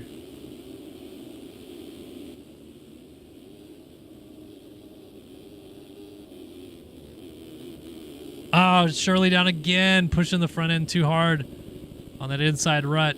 Got plenty of time in hand to hold on to fourth, but it's got to get back on it to get to a position where he could finish third in this moto. And as I say that, Schiavro has a very awkward fall-off crash. And suddenly Shirley will be right back there, right into the rear fender of Schiavro once more. So the fight for third continues, just another 10 seconds behind where they were. Castellaneta's already 17 seconds off of Lang for the lead. It is over at the front, but this fight for third is pretty good. Inside for Shirley, middle line there for Schiavro. Schiavro's line comes out a little bit better. Shirley got the line good, but could have gotten it slightly better. And then they both funnel to the outside here, launching out into the rollers on the rear fender all the way through. So Shirley's been liking this inside, and not many people have made passes here, but he's been pretty solid in it. Not close enough to do anything about it there.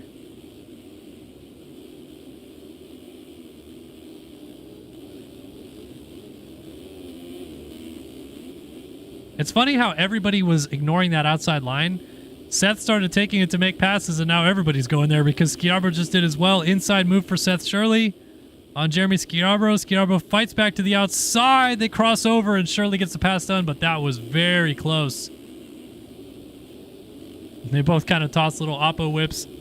Not sure if Schiavro was going to be annoyed about that pass or not, but certainly wasn't as comfortable as Schiavro would have probably liked the pass to be, but it's okay. Sometimes passes aren't meant to be comfortable. That's all right. Ooh, Schiavro, a little pirouette and down. Whoops. Wrong button. Apologies.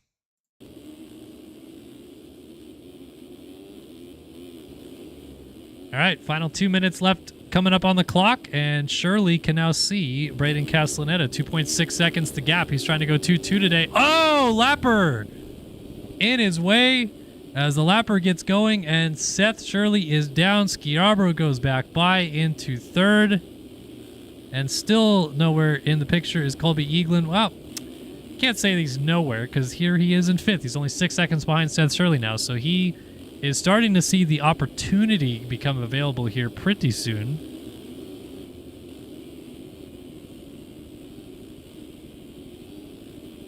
Yep, well, Shirley just went down. So there you go. Shirley went from 3rd back to 5th now, and Eagland is gaining points, and now Eagland goes down. Everybody's crashing. I don't know what's happening anymore. I don't know what to do with my hands. Let's just watch this gentleman do his magic out front instead, because he has been magical out in the lead of both of these motos.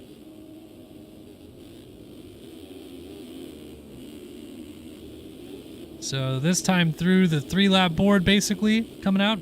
Weird the disparity of times, because I think,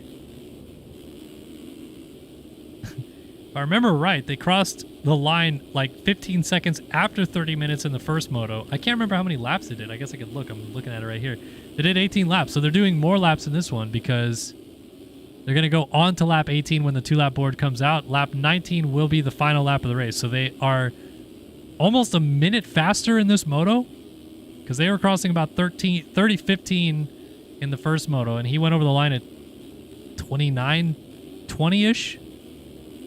We still have 20 some odd seconds left on the clock here. But 2-lap board will be out next time by. Shirley did get back by Schiabro, Gilliam Ortiz, Kyle Boardman. They all went by Colby Eagland. So Eagland had another golden opportunity to maybe get on the podium in this moto, laying in front of him, and more issues for the championship leader. It has not been the night he was hoping for. Yeah, he gets 5th in the first moto, and it wasn't pretty, but this isn't pretty either. Over the bars on the race tech table, Adam Holm will get by him, because that was a lengthy fall-off crash. There goes Holm. And Eagland now gets going in 8th place. This track is rough as can be as well, man. The amount the suspension is moving, every single bump is super gnarly. Holm crossing over in front of Eagland, almost hits him.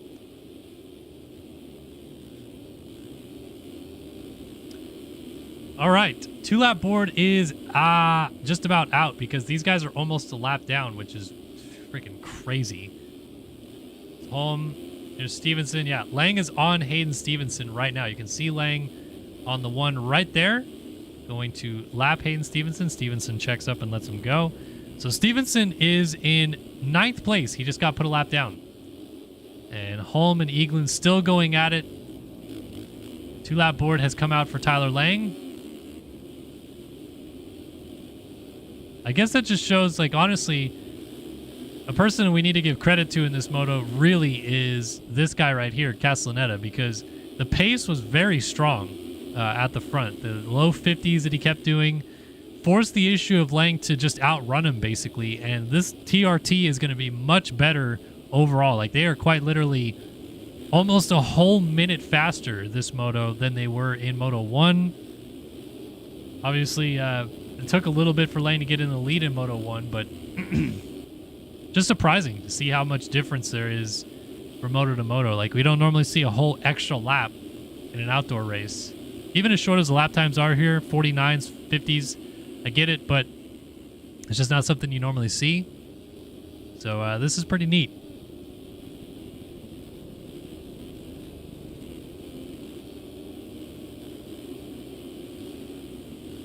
Oh, Castellaneta into the back of B-Lars.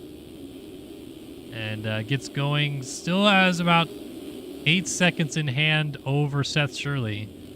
Shirley's going to see that gap come down a little bit. And look, you know Seth for sure here wants to get a 2-2 performance on the day, but Seth's year has been so up and down. And it seems like every week it's tough to read. Some motos are really good, some motos not good.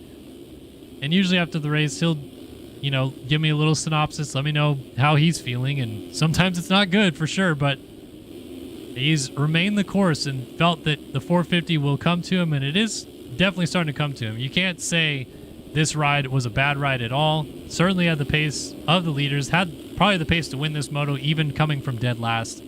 But dead last to third is absolutely nothing to sneeze over, and he's going to get second overall today regardless. So, yeah, I think if you're Seth Shirley, you have to be pretty reasonable with this performance here today. And even Castellaneta, I feel like, should be pretty satisfied with this because it's been a couple rounds that haven't gone his way as well. So to, you know, 6th in the first moto, closer to where he expects to be.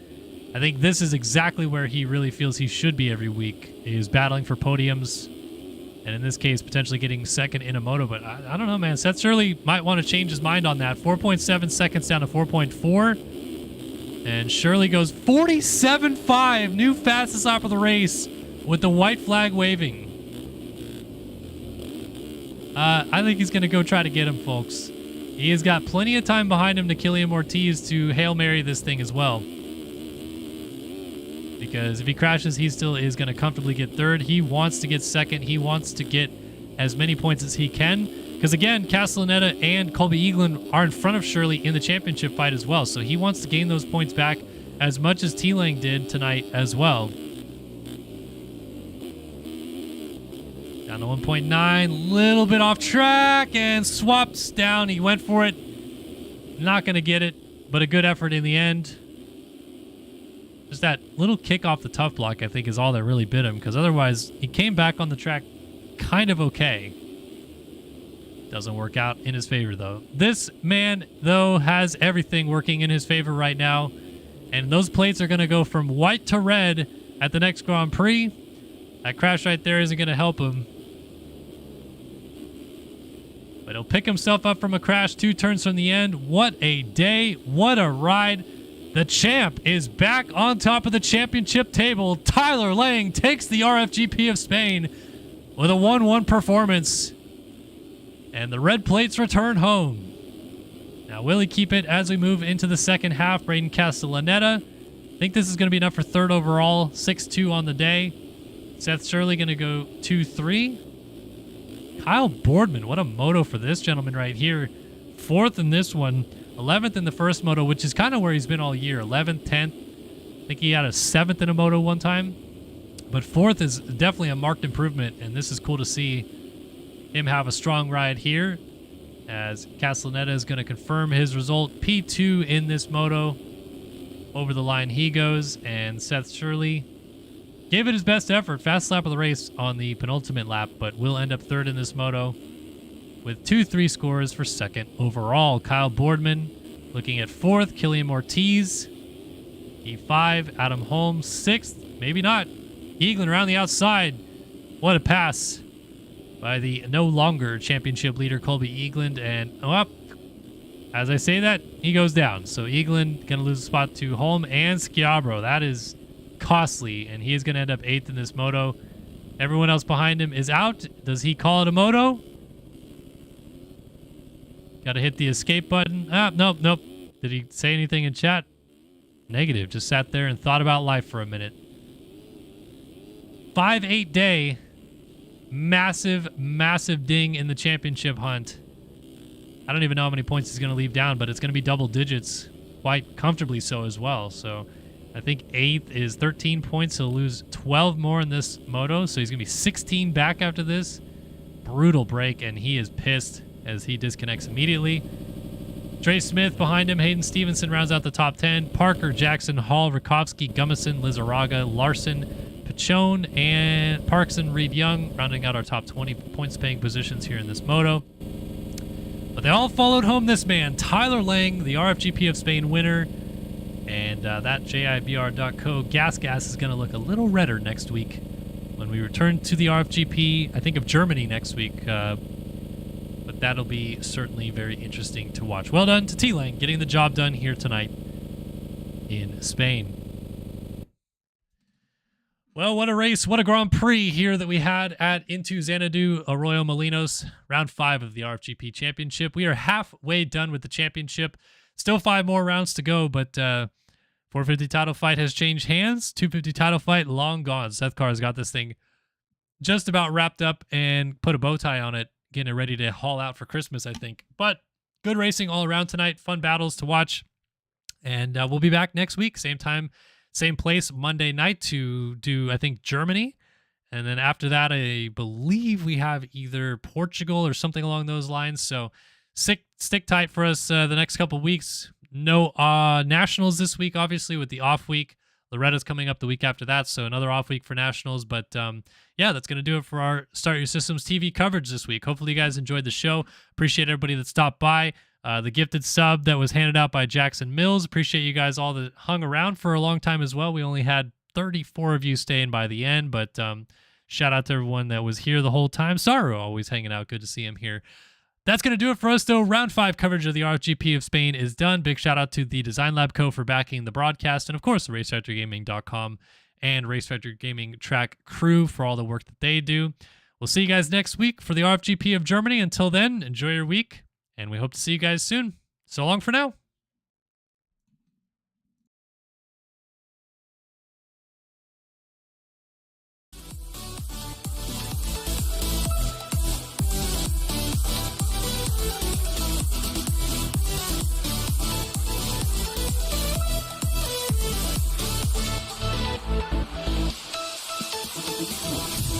Later, Whisker Biscuit.